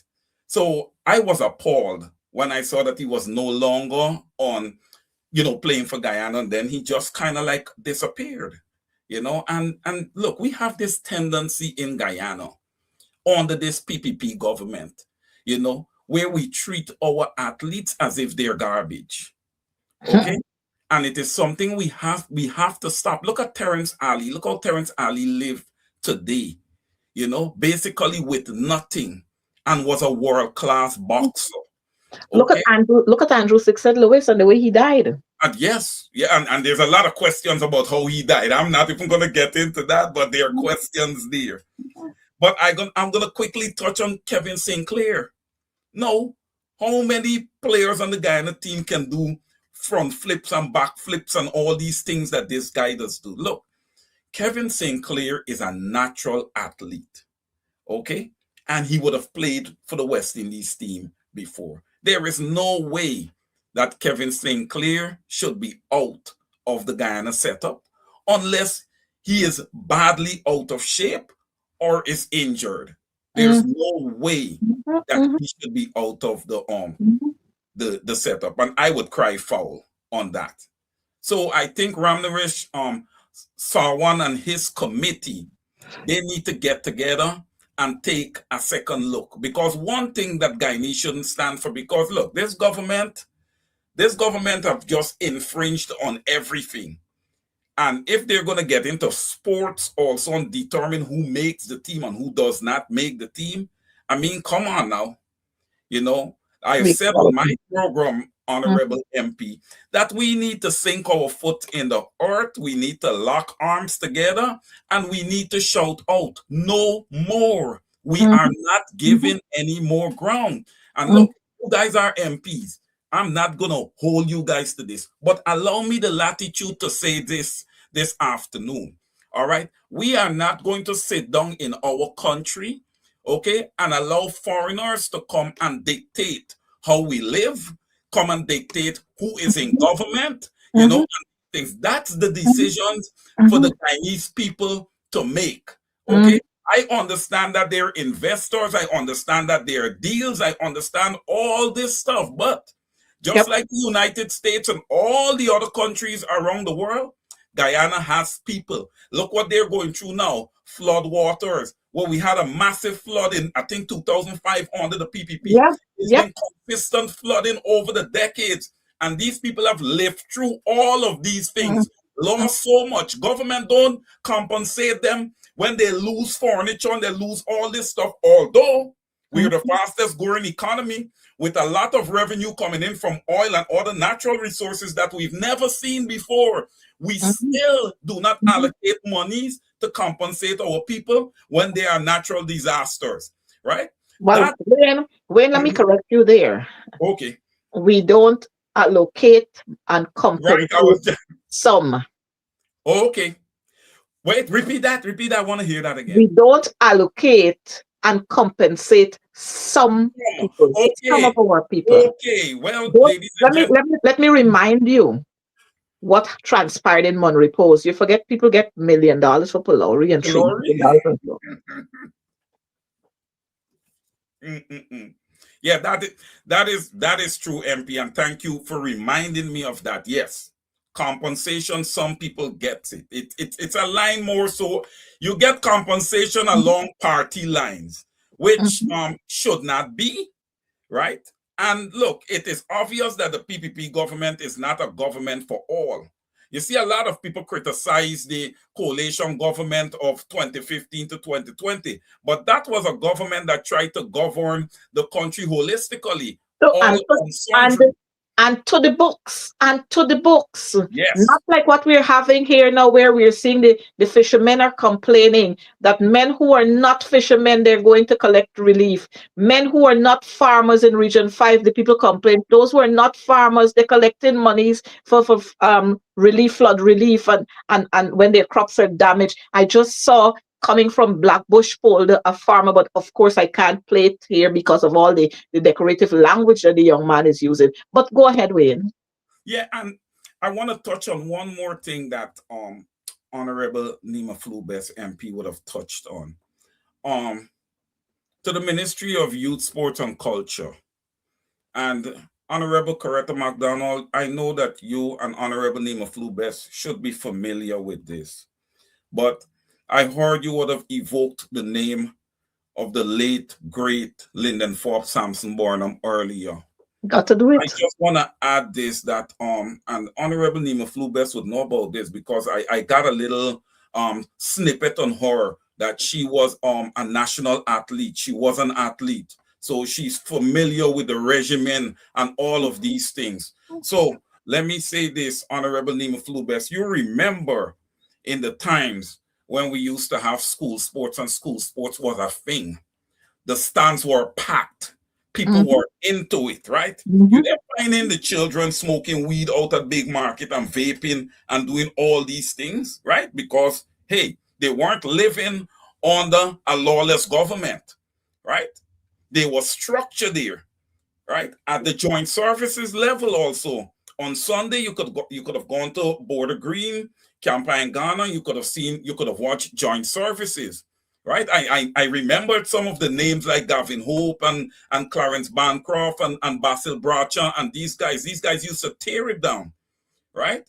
We were, look, we had great athletes in Guyana. We still do, but the structure is just not there for them. I It's not. understand that the Ministry of Youth Sports and Culture was trying to stop inter-house sports and all of these things, cut back on these things. But look, when you have inter-house, inter-school, inter-district, international, you get to identify young athletes at an early stage. Therefore you can groom them and you can prepare them for the national level. But the PPP is not a government that cares about athletes, really cares about sports. Cricket, yes. Anything else, I am not too sure about anything else. Basketball, I don't know. There's been some growth in basketball, but I saw the Honorable Nima Flubeth was in some area. I believe it was in the Kitty area. I may be wrong, but she was pointing out the condition of a recently constructed basketball court. It was despicable. The rain flooded the entire thing. It was imbalance.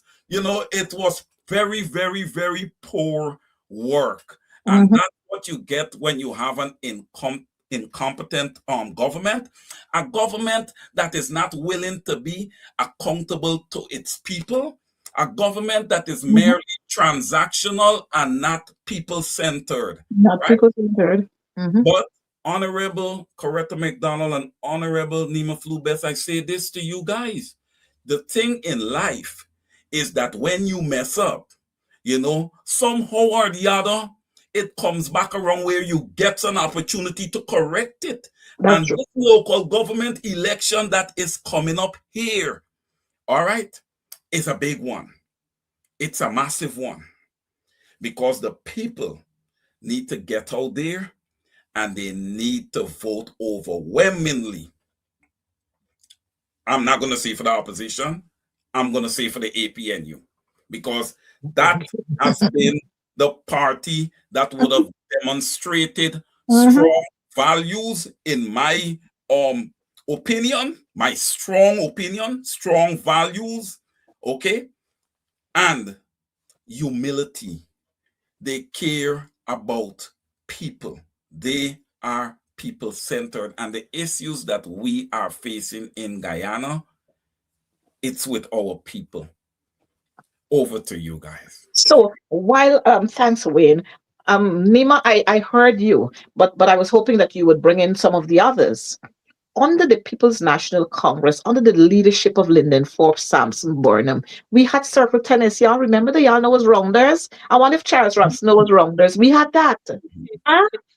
Huh? We had netball. We had volleyball.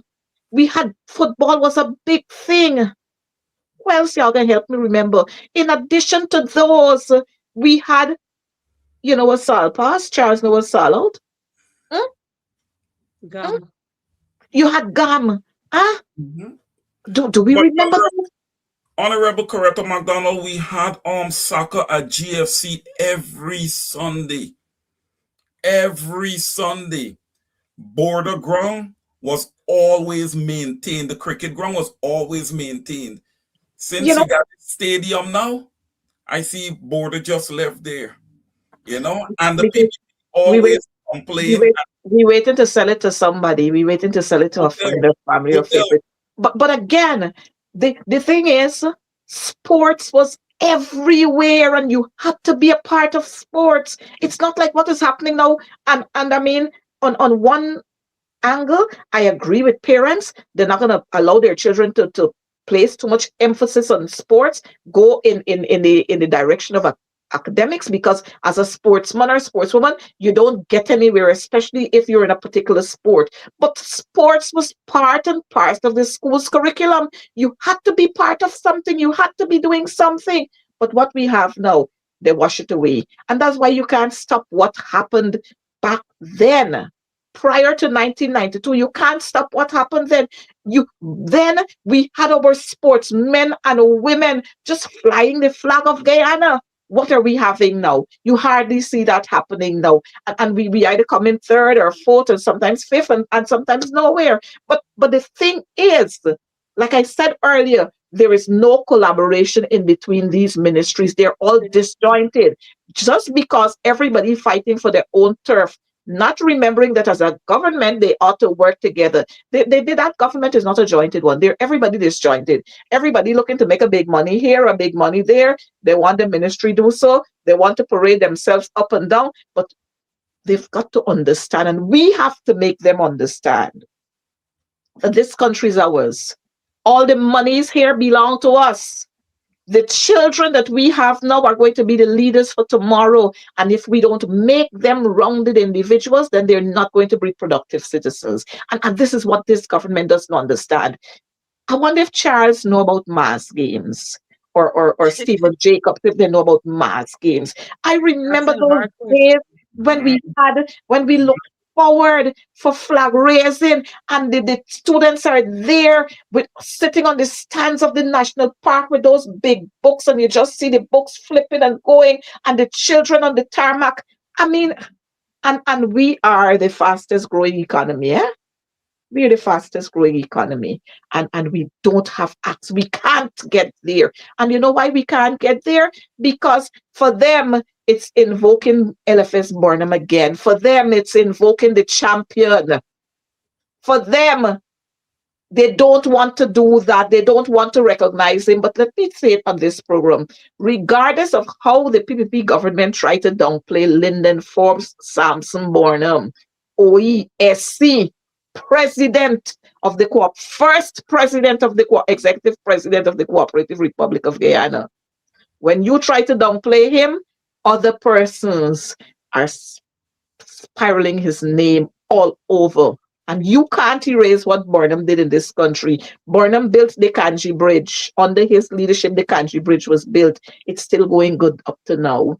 You do the Barbies Bridge, you take all the NIS money, and you still can't recover it. We still can't. No wonder the workers, when they retire and they get to the age of 60, they hear all kind of thing, their contributions in there. They can't find records, this, that, because they don't have monies to pay them. But that's another part of the story that we're going to talk about. But I want us to zero in on this most important one. We've had, I think Wayne touched on it, we had flooding. And you notice all these disasters happening when the PPP get into office. You know, every time there's a disaster, the PPP is a real disease. That every time they get into government, people are affected and infected. But we had floods in 2000. We had floods in 2015. Remember that? When David Granger forgot that he was the president and he came out there with his shovel and so on. Y'all remember that? And then we had all these businessmen who came on board, and we had the desilting of our canals. We had the cleaning of the drains and everybody came out then and they were cleaning their communities. Y'all remember that period? And we hadn't the kinds of floods that we are seeing now with all the monies that we have now. And so it is simply saying to us that these people have no vision. If they had vision, then you wouldn't make canals drains, because the canals were placed there to take off the excess water. So when you make the canals drain, what you expect to happen? The landing of whole water. Now, and then when they do that, they like to flip the script and throw the blame on somebody else. So the city is flooded. The blame is that of the mayor and city council. In other villages where you have NDCs, you're not hearing the big cry, but you're hearing the big cry about what is happening in Georgetown. It's the mayor and city council. It's the mayor and city council. It's the mayor and city council, because they want to paint a picture in the minds of the citizens who live in Georgetown.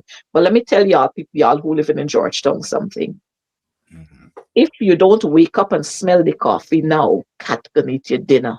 And I'm sure you could interpret that, because if you don't have no dinner, then you go hungry for the rest of the night. And when you're hungry, then all sorts of things could happen to you. And so we had the flooding. And rather than us seeing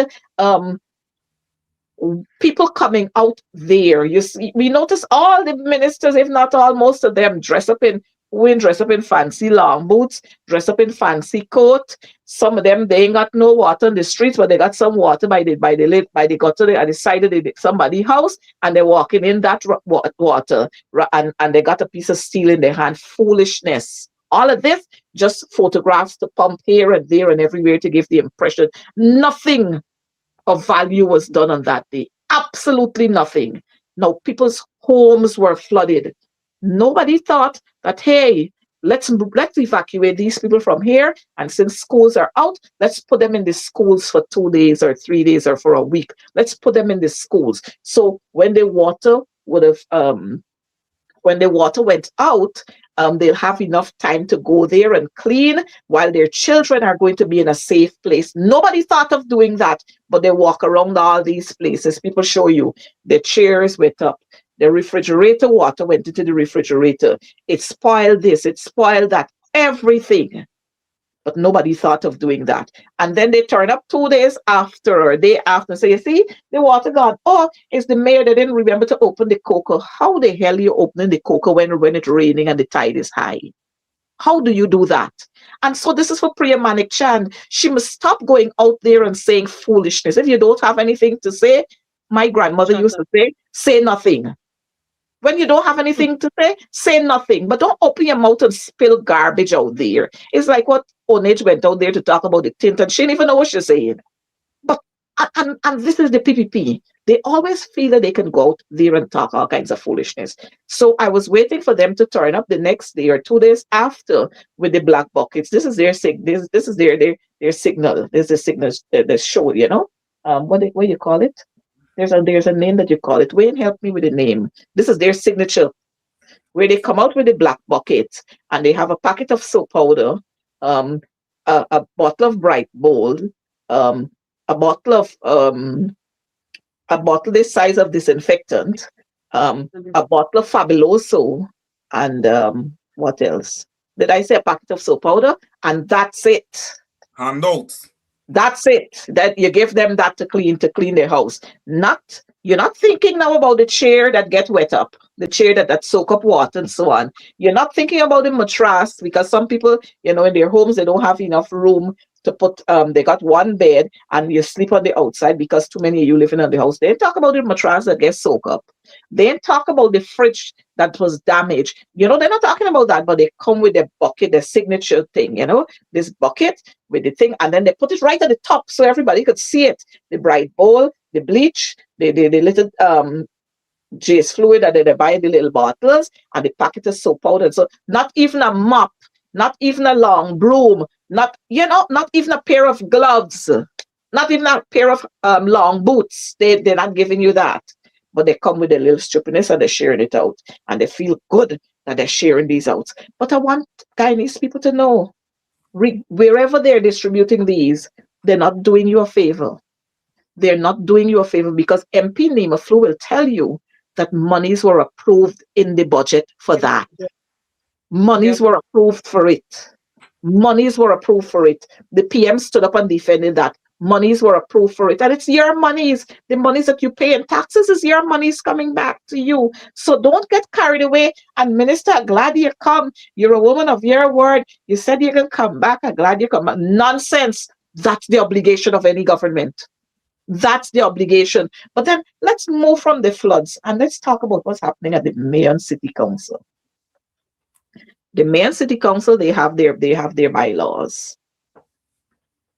And we often hear them talk about democracy and operating by the laws. But yet this same wicked, vindictive, stinking, dirty government, they're operating against the law. As long as it's not going right for them, they don't have to do it. Now, we've seen over the last maybe 3 days or so, the government coveting. The Bible speaks about covetousness. The Bible said, don't covet what is your neighbor's.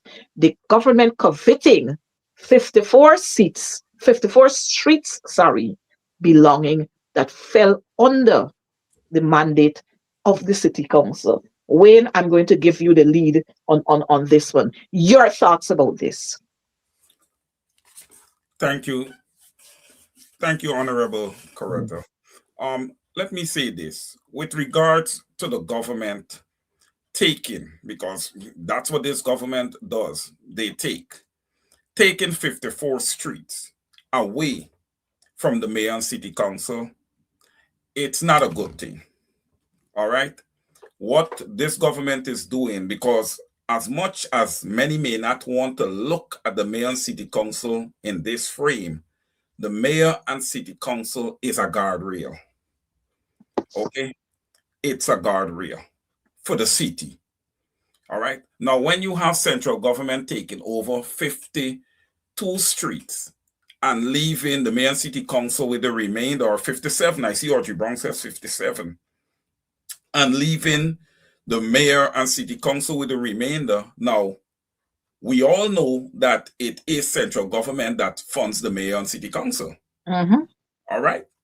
And all We the all NDC. know, right, and all the NDCs, right? Mhm.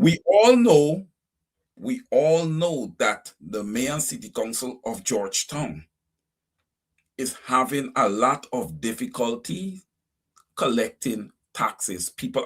Businesses are not paying their taxes. Even the government. And the government, yes, because I think it's GPL owes a lot. Mm-hmm. Yes, GPL owes a lot. I believe it might be in the billions. I'm not sure. It's a lot of money. Ministry of Education too.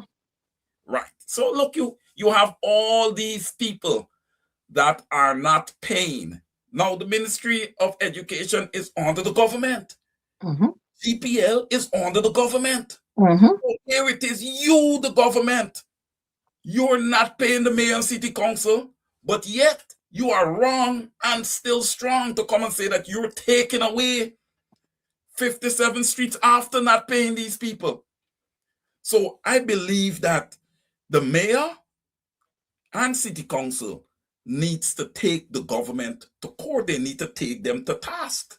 This is wrong. This is being wrong and strong at the same time. Mm-hmm. And then the other thing, MP, that's going to happen here. Now, the government has control of all the revenue. They have the revenue pool. Everybody gets whatever is allocated and whatever they feel like giving to you. Mm-hmm. You Mm-hmm. get it from the central government. So here it is that the central government is going to have all the resources at their disposal, right, to make those 57 streets look better, right, and more prepared, fixed up than what the mayor and city council will have, because look, they are they're being shortchanged by the same government. Now, I'm going to say this, and I hope Guyanese don't get upset. You guys got to open your eyes, because the PPP thinking is that you guys are uneducated. You're just going to look at the optics of those 57 streets, Yep. and the way they look, and say, well, look what the PPP is doing, and look what the mayor is doing. You're not going to look deep. You're not going to read into it. You're not going to ask questions. You're not going to join pertinent programs to learn more about it. And there is where you go and you vote for more incompetence, right? So you guys on the growing Guyana, you guys have to be educated to these things. And look, I would not fault the mayor and city council if they create a list and put it out there of all who owe and the amounts that they owe. There is nothing wrong with that. Okay? The mayor and city council need to recapture these outstanding tax liabilities, because they need it in order to be able to do their work, because central government is not funding them the way they should. Mm-hmm. And the budgets that are in place there for Georgetown should be triple the amount. It should be triple that amount that they're giving to them. They're giving them next to nothing. And it's worse in Linden. So, Honorable MP, we have a major problem here. And it's something that needs to be addressed, because here you have the PPP that is knocking down yet another guardrail. All right. And I think eventually it's going to lead to them saying that they want to eliminate the mayor and city councils across Guyana, and everything can be done by central government. Why? Because central government loves to control the money. Mm-hmm. They don't want to allocate what belongs to other heads. Over to you. Wayne and Nima, I see it deeper than that. Um, One, we said we already established the fact that it's their aim, especially Georgetown and Linden, to cripple those two entities and to give the impression, like you said, that those entities aren't functioning, they can't function, they don't have the ability to function. Now, when you look at the streets in Georgetown that the government would have taken possession of, look at the streets. Those are the streets that ensure that the mayor and city council is able to earn Vicinsion Road, Church Street, North Road. You hear the streets I'm calling? And those are Regent Street also. Regent Street. Those are the streets that allow the mayor and city council. Now, when you take away Regent Street, the businessmen there and so on, you know what they're going to do? Like they're already doing, they're not paying already, but they will look and say, well, look, I'm giving a contribution to the government to maintain Regent Street, so I don't have to pay any taxes to you anymore.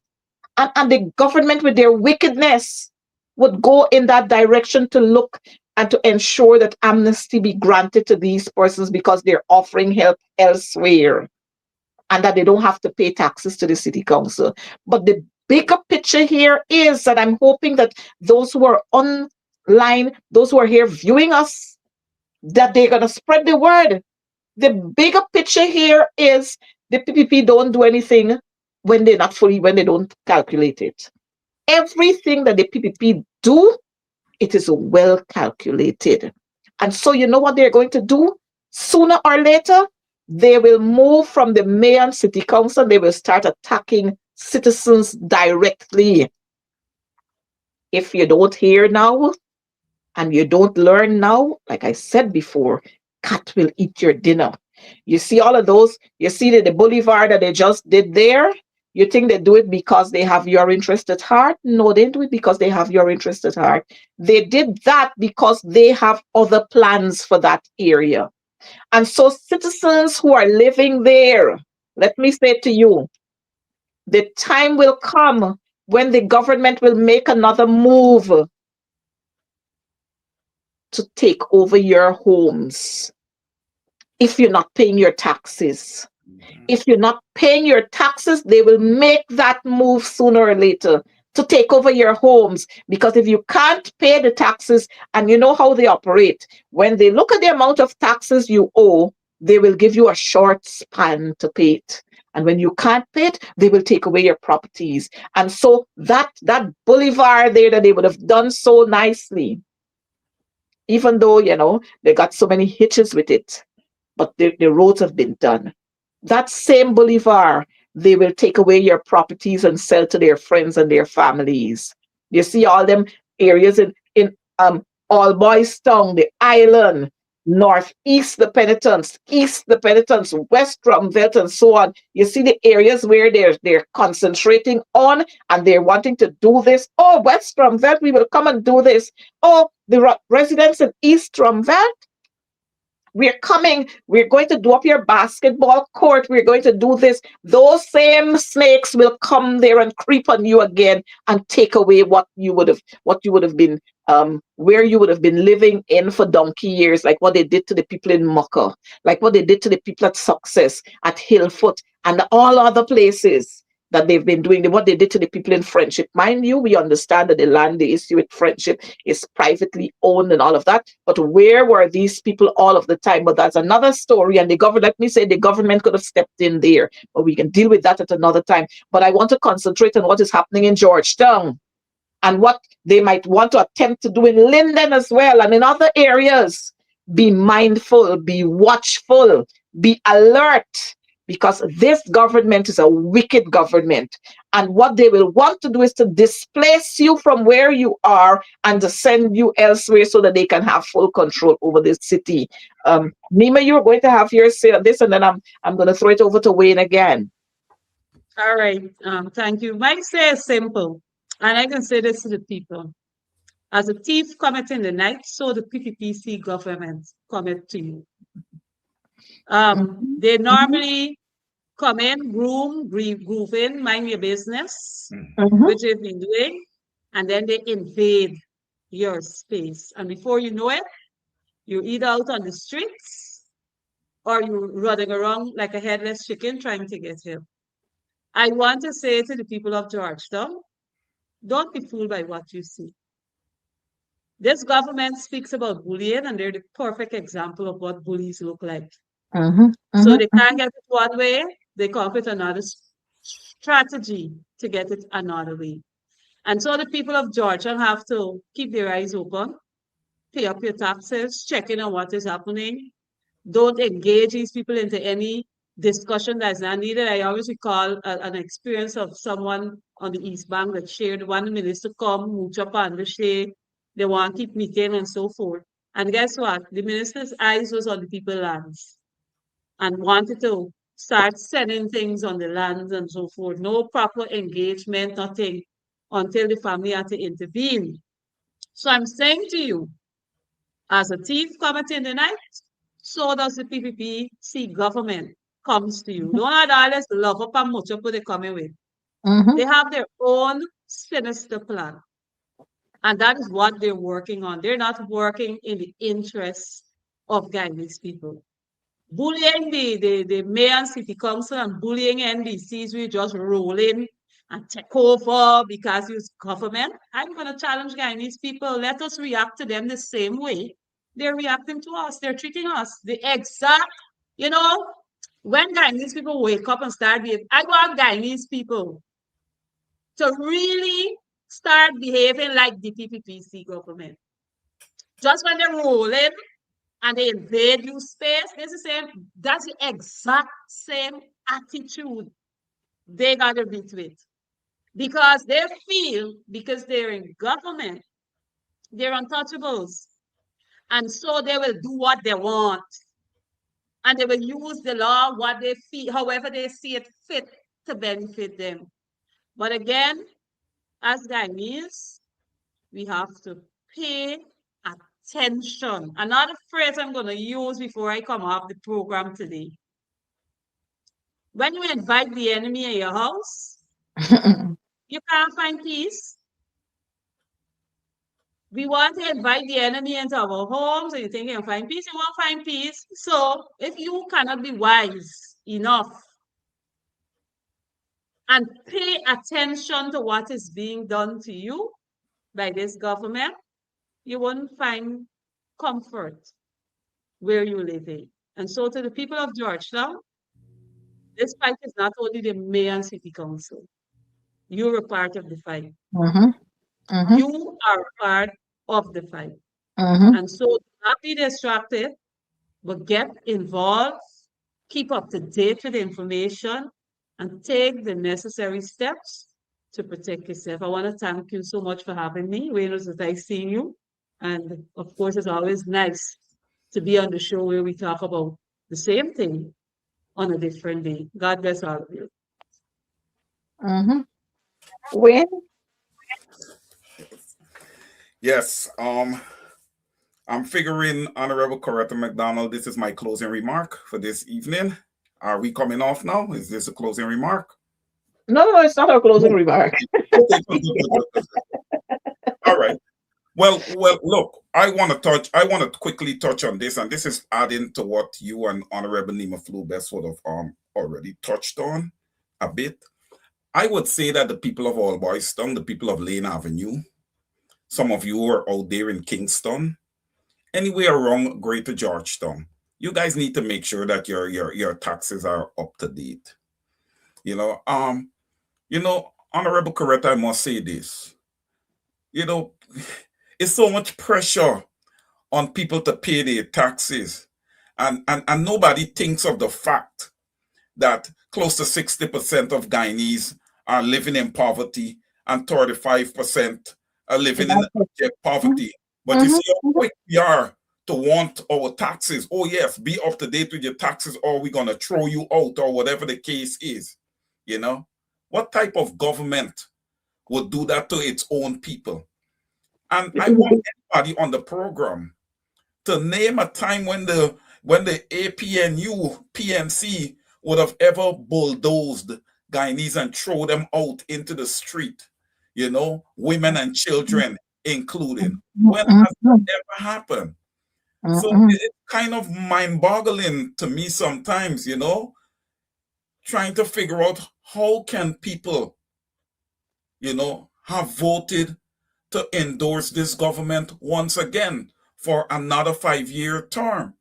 But then also I am forced to segue now and ask the question, is the electoral process in Guyana what it should be? Is it free and fair elections that we have in Guyana? I don't believe so. Not when Auntie Claudette is there. Right. So the people of Guyana, look, a lot of pressure have been put on the APNU party, a lot of pressure when it comes to a new voters list and biometrics. But like I said earlier in the program, the leaders can fight how much they want. If the people are not beside and behind them to push them and support them, then that change that they seek will never come. All right? All on sundry has to be on board in order for us to be able to execute this change.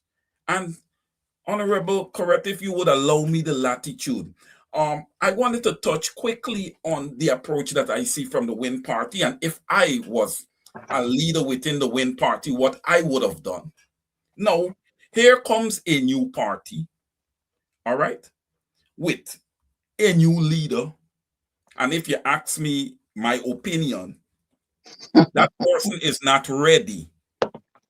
That person is not ready, was not ready, and it will take some time for that person to be ready, to be leader. Look, we have to be honest here, ladies and gentlemen. Look, that person fighting for their own survival right now. So Right. yeah. Being the leader of the opposition is such a key position when it comes to executing exactly what we are talking about here, what is happening. The leader of the opposition should be frontal with these issues that are occurring here right now. Frontal. Instead of that, the leader of the opposition is battling to save himself. Hence the reason I would have said that the party should have chosen somebody else to sit in that position and allow the young man, if you all want him to be an MP, to sit as an MP and learn. Just like most of the other MPs, they would have sat there and learned. They were not just thrown into leadership. But again, us Guyanese, we got to look and examine ourselves, because I believe that the standard now for opposition leader has been the threshold, the standards, it's so low now that anybody off the street, as far as I'm concerned, can walk in and be opposition leader. And the other thing, as a new party coming in, right, I would want to leverage the older parties in the opposition that has been there a long time and has, a lot of experience. They understand the historical context of how everything works. I would have wanted to leverage that party, partner with that party, and work towards whatever collective goals we would have sat down and determined that we are going, whether it's going dealing with the electoral process and electoral reform, whether it is dealing with poverty. There is a whole lot of issues, miscarriage of justice, a lot of things, right? But to see how the Win Party is moving right now, it's disappointing. I'm gonna say that it's grossly disappointed. But I'll say this also: the APNU with their 12 disciples, they are on such a roll right now that, once the people start to read in and start to, suck in, become sponges and understand what these 12 and what the party holistically is trying to put out there, right? And the electoral apparatus, is updated and reformed, and we can have free and fair elections, I am confident that the APNU can steamroll everybody. I am confident because I believe by that time, people would move back and understand, hey, we have moved away from our values. We would have moved away from the fabric of our nation. Mhm, Okay. We mhm. will pick, and Honorable Coretta, we seem to go there and pick up other people's values and try to attach them to us. Yes, there are some good values out there that you can pick up, but we're also picking up all the bad ones, more so the bad ones. Look at the guns that we have in our streets today. Look at Mhm. all our young high school children. They smoking the weed, they vaping, The vaping, they're doing all all these kinds of weapons in schools. Yep. things. And I know that you're an educator and you've been attached to the GTU for such a long time. And look, Mhm, while mhm, I'm here with you, I must thank you for your work with the GTU and how you've stood up and stood out and taken frontal positions for our teachers who continue to do an excellent job, but mhm, they mhm. are underpaid. They continue to excel, but they are underpaid. All And right. let me say, Wayne, to our viewers. I heard Anil talking about democracy and what must be done here and following the rule of law and this, that, that. But he himself and his government, they are guilty of not following the rule of law because in 2024, the Judge Kisun, ruled that the government was absolutely wrong to stop the deduction of the Jews going to the Guyana Teachers Union. They appealed that. The judges in the appeal court ruled with the High Court judge, and to date, they have not reinstated the deduction of the Jews. So this government can't talk to anybody about democracy. They can't talk to anybody about putting people first because you know what you're doing? You are victimizing our teachers because they stood up against the wrong that you were doing to them. And what you have done to our teachers, we will never forgive you for it. Because with withholding the Jews from the GTU, you have withheld bursaries from our teachers' children, the young children who are innocent. You have withdrawn bursaries from teachers who excelled at university. At the union, we gave bursaries to our teachers as long as they perform well at university, at CPC, or at GTI, those who do courses at the Government Technical Institute.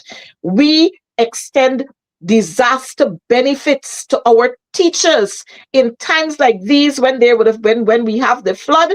The GTU offers or offered then disaster benefits to our teachers. You have taken that away from our teachers. When there's a death in a teacher's family, if a teacher loses a mother, a father, a spouse, or a child under the age of 18, we give to them death benefits. The government would have taken that away from our teachers, and we will not forgive you for that. This is year 2026, and you have not reinstated that, even though the High Court and the appeals court ruled in favor of the GPU. You have not done that. In addition to that, $25 million is a grant that is usually given to the GTU. It is signed on in the agreement. Even though that inflated agreement in 2024 was signed, it's signed on there and it has been happening way before then. $5 million grant given to the union. Last year, the government decided that they're not giving that money to the union, and it was budgeted for and approved. They did not give that to the union. There's a $5 million again in this budget that has been budgeted, that has been approved. We will wait to see what they will do with that money. And so you have to ask the question, where are these monies going? Sonia, you will have to tell us what you did with those monies when you're taking it to send. Look, I'm not going to get there. But this is the wickedness of this government. And I needed to say it. Well said, Honorable MP. Look, I'm going to add to what and these are great points that you would have just put out there, and I wasn't even aware of these things. But now I am well edified and well aware of them. I would say this to the teachers as a collective. you guys need to continue to lock arms and stand together. Mhm. What they are essentially trying to do with taking all of these things away from you is to align you with a PPPC agenda. So you're going to see that you're not getting these things being a part of your union. And then they're going to come and talk you out on the side, okay, to Mhm. get you to side with them. And they're going to tell you they're going to give you all these different things, okay? And essentially, Honorable Corretto, they're going to try to eliminate the unions, right? But teachers, you have to understand the union will always protect you once it is in place. And you need to keep that in place. We And need let to me let work as me a say team. let me say to Wayne that Mhm. our teachers, when they find themselves in any problem and they have to seek the services of an attorney, GTU assists in that area as well. If a teacher is sick and that teacher is in the hinterland and they come to Georgetown, we usually house them at our dorms in at GTU, in our dorms at GTU. We usually offer housing for our children when teachers bring them on tour from the hinterland. We usually house them at GTU. But this government is seeking to destabilize GTU because we stand up there and we speak out. And this speaking out is not convenient speaking out. This speaking out has been consistent from the days of Jean Persico and all the others, the Jacksons and all the others. We have been consistent as a union. And I must remind you, in 2018, when the coalition was in government, we stood on the streets against them. So our speaking out and our standing up is not convenient. We have been consistent because we stand on the principles that Hubert, Nathaniel Critchlow, and so many others fought for. We stand on those principles. And it's a shame that we have a Ministry of Labor, like they like to boast. Under the coalition, there was a Department of Labor, but under the PPP, there's a ministry. We have a Ministry of Labor. We had one minister before, we have another minister now, and none of them have the gall to stand up and say, what this government is doing is wrong and we must correct the wrong. None of them. Yep. This the government continues to just make their own decisions, dance to their own music. There's no Mhm. engagement. Look, I was listening to you speaking on the fact when it pertains to drainage and irrigation, how the canals are turning into little drainers. Okay. Mhm. Mhm. So if you're turning the canals into little drainers, that's a big thing. Because we know the coastline has a tendency to always flood. It's So below you're sea you're level. moving away canals that us take on a lot of the water. So you would have had to engage with the opposition, letting them know what the plan is. You know, Mhm. there Mhm. is there is no engagement. So when we talk about Guyana and democracy, Guyana is supposed to be a representational democracy, but I don't see it. I see the framework there, okay, but the PPP is not respecting anything about democracy. But yet, and this is concerning. And I know that these people are in Guyana for the best interest of their nation, and everybody right now is latched on to investment in Guyana, and everybody wants a piece of the pie with our resources. But to know that these people go and they sit in meetings and they go and they present themselves at press conferences with this Mhm. same government, it is quite a shame. It's an atrocity.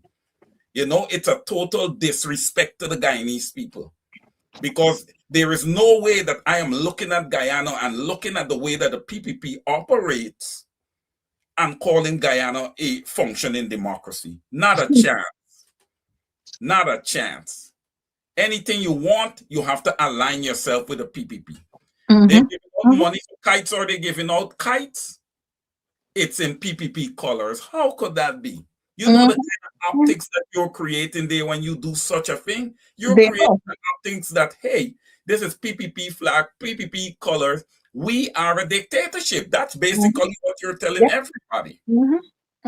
Over to you, Honorable Coretta. Yes. So I know that while when they say when you are having fun, time you don't have enough time and or time is running out. And so I want to leave with you these few little highlighters because we did not get a touch on them. One, we have a sanctioned commander who is still on administrative leave, still collecting his salaries, and nothing is being done about that. Tell me what would have happened if it were a regular public servant. What would have happened? You would have already been at home, not receiving any salary. You would have been dismissed already. So here is it, sanctioned commander, still on administrative leave, and nobody can say when an investigation is going to be launched so that we can have a full report to determine whether he should face um, the police. um they put, well, I'm not even sure if they have the commission there that governs the police force, but he is still on administrative leave and still receiving salaries and all his benefits, while you as ordinary public servants, you have to struggle. And then we have the big ships. We have the ships and the ships and the ships and the sinking ships, the ships that rot, usually bite the wires. Pigeon, it's pigeons, blackbirds usually bite them. All kinds of things usually happen to them. But these same ships that we have to pay in excess of 235,000 US, 235,000 US as rental, that has been renewed. That contract has been renewed. So we still have the ships, the sinking ships, the blackout ships, the shutdown ships, everything ships, and Guyanese monies are going to be continually used to pay those. And then we have the in 2025 we had in the budget market upgrades. Monies were approved for that, but we don't know what has happened there. I know the monies were placed on um the central housing and planning unit for drainage and maintenance, but we have not seen that, because what we have seen every time there's heavy rain, Stabrook Market flooding, Border Market flooding, East Lepenitons Market, East Lepenitons, East Rumvelt Market flooding. Everywhere there is a market, it's flooded, and we don't know what is happening. So, viewers, you need to find out what is happening here. Who are the persons that are usually given the contracts?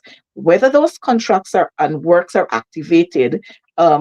We need to know how much those contracts was the total sum for the contracts that have been awarded, so that we can monitor what is happening, because these monies belong to us. And then, of course, we touched on sports, but we did not remember to bring this up a little earlier. When I heard you talking about inter-house sports, and you and I know that back then we used to have sports was every day, because every day you saw the children running. Every day they're running in the ball field. Every day they're running somewhere. But our sports has now been dwindled down to absolutely nothing. Where in the primary schools we have inter-house, then inter-school sports, and it's dead right there. There is nothing further happening. So in that light, we cannot pull those who would have displayed certain potential and start training them. We shut them down right at inter schools. And then we have the inter-secondary school national championship, where you only have secondary school children participating. Are we to understand that this is really one Guyana? When you're throwing one side of our children out, but you're pulling the other side out? When during the 62 years that GTU manned the sports, um, in collaboration with the Ministry of Education, we had then the National Swimming, Cycling, Track and Field, and the Teachers Championship. Over the last 2 years, we've knocked the teachers out of the picture. So we have no championship for our teachers. We've knocked them out. We've knocked those little babies who we went there to see, to jump up and shout, run, run, and they fall down and they get up and they look around and they start running again, which form the highlighted and the excitement in our sports. We don't have that any longer, because this government has no vision. And that is why sometimes we can't perform at international levels, because rather than tutoring and grooming our children from an early age, when they start displaying these athletics tendencies, we shut them out and then we pull them up again when they get to 12 years and 13 years old. When they're grown, then we want to train them into being this and being that. No wonder Jamaica will always be ahead of us. No wonder Trinidad will always be ahead of us. No wonder Grenada and St. Kitts and St. Lucia will always be ahead of us. Even now, while we are the country with the fastest growing economy, and we do what? 1 million barrels a day.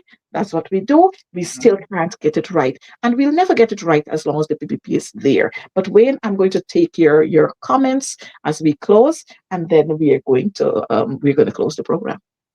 Okay. So I would like to quickly touch, well, you talk of the commander that is on the sanction. He's still receiving a salary. That is shameful. I forgot to mention me. I forgot Yes, to I mention was just me. going to turn up talk about the permanent secretary. Yes, May Thomas. Yes, she's also on the same thing. And look, all of these individuals are tied, ladies and gentlemen, to the Mhm, PDC government. mhm, Which should be no surprise. All right, which should be no surprise, because when you speak of corruption and you speak of sanction, and I can't understand how come the word corruption is banned in Parliament. These guys You know are what? really beside themselves, man. They know why. But these individuals should not be continuing to receive the taxpayers' money. All right. I believe and I agree that everybody deserves a right to due process. Yes, a fair hearing. Right. And to know that this would have occurred so long that they have gotten these sanctions and nothing has been done, here is where you continue to bleed the taxpayers of Guyana. Right? We have young people, whether disabled and all these type of things, who needs welfare, who needs money. They really do need money for their daily living. Right? It's not like if they're sitting down and they want the money for luxuries. They need it, right? For their daily needs. Not wants, needs. Right? And you have to give out these large salaries to these individuals who are sanctioned and just sitting at home, not contributing anything, you Mhm. know, and receiving. So that's shameful. When it comes to the school championships, and we touched on that earlier, right? We touched on that earlier. Look, it's just a travesty to see that our Mhm. children, it cannot just be about education, education, education all the time. You need a breather. Okay. And if you're athletic and you're good at track and field, you look forward to that. That's your breather. That's your break from, I take a little break from studying. I'm going to be competing. That's your break. And then, look, the government should take this seriously. And why I say so is because when you look at athletics and you look at track and field, what stands out to you? The African athlete. All right. The African Mhm. athlete really stands out. Not saying that they're not other athletes from other ethnic groups Yep. that does well. Yes, they do. But when you look at it from a volume perspective, track and field, it is the African Guyanese that dominates. Okay? And to further take that away from them, um, I gotta say, it's a travesty to me. It's a stereotype. It's a Um, sin. Yes, yes, and it's not something that is done by chance, but it is a strategy. Okay, Mhm. it's a Mhm. strategy. That's why the Mhm. African Guyanese communities continue to fall, because there's not a whole lot for the Mhm. children to do. Back in the days, I knew when they used to have training, track and field training in the national park, Eastern Rockets with Brian Innes, and then you had a man used to be out at Camp Ghana, another trainer for track and field, Mr. Smith, and you had all these different people that was training. The government, I don't know if they even put subsidies in place for these coaches, to reward them or anything, because I don't believe that would exist, because this is not a caring government, right? Thank So you. therefore, Mhm. we could have Olympians in Guyana. We can have big We time could. Olympians, just the way that Jamaica and Trinidad, and to some extent, the islands, of course.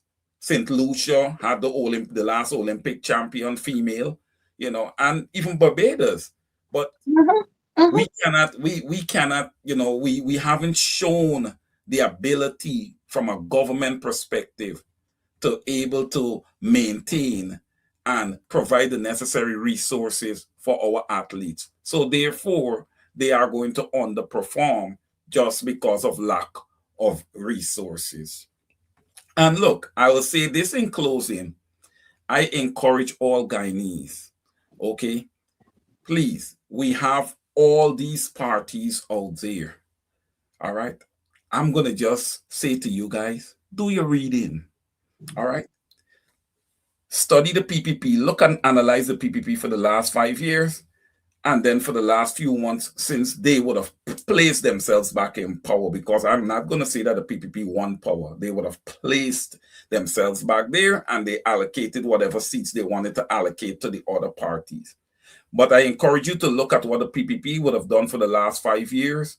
Okay, put everything into context. Okay, the last 5 years that we have been the fastest growing economy, all that you guys would have gotten as a cash distribution is $100,000. Mhm. That's all you've gotten in 5 years. Now they promise another one where they're saying that you guys have to register and have bank accounts.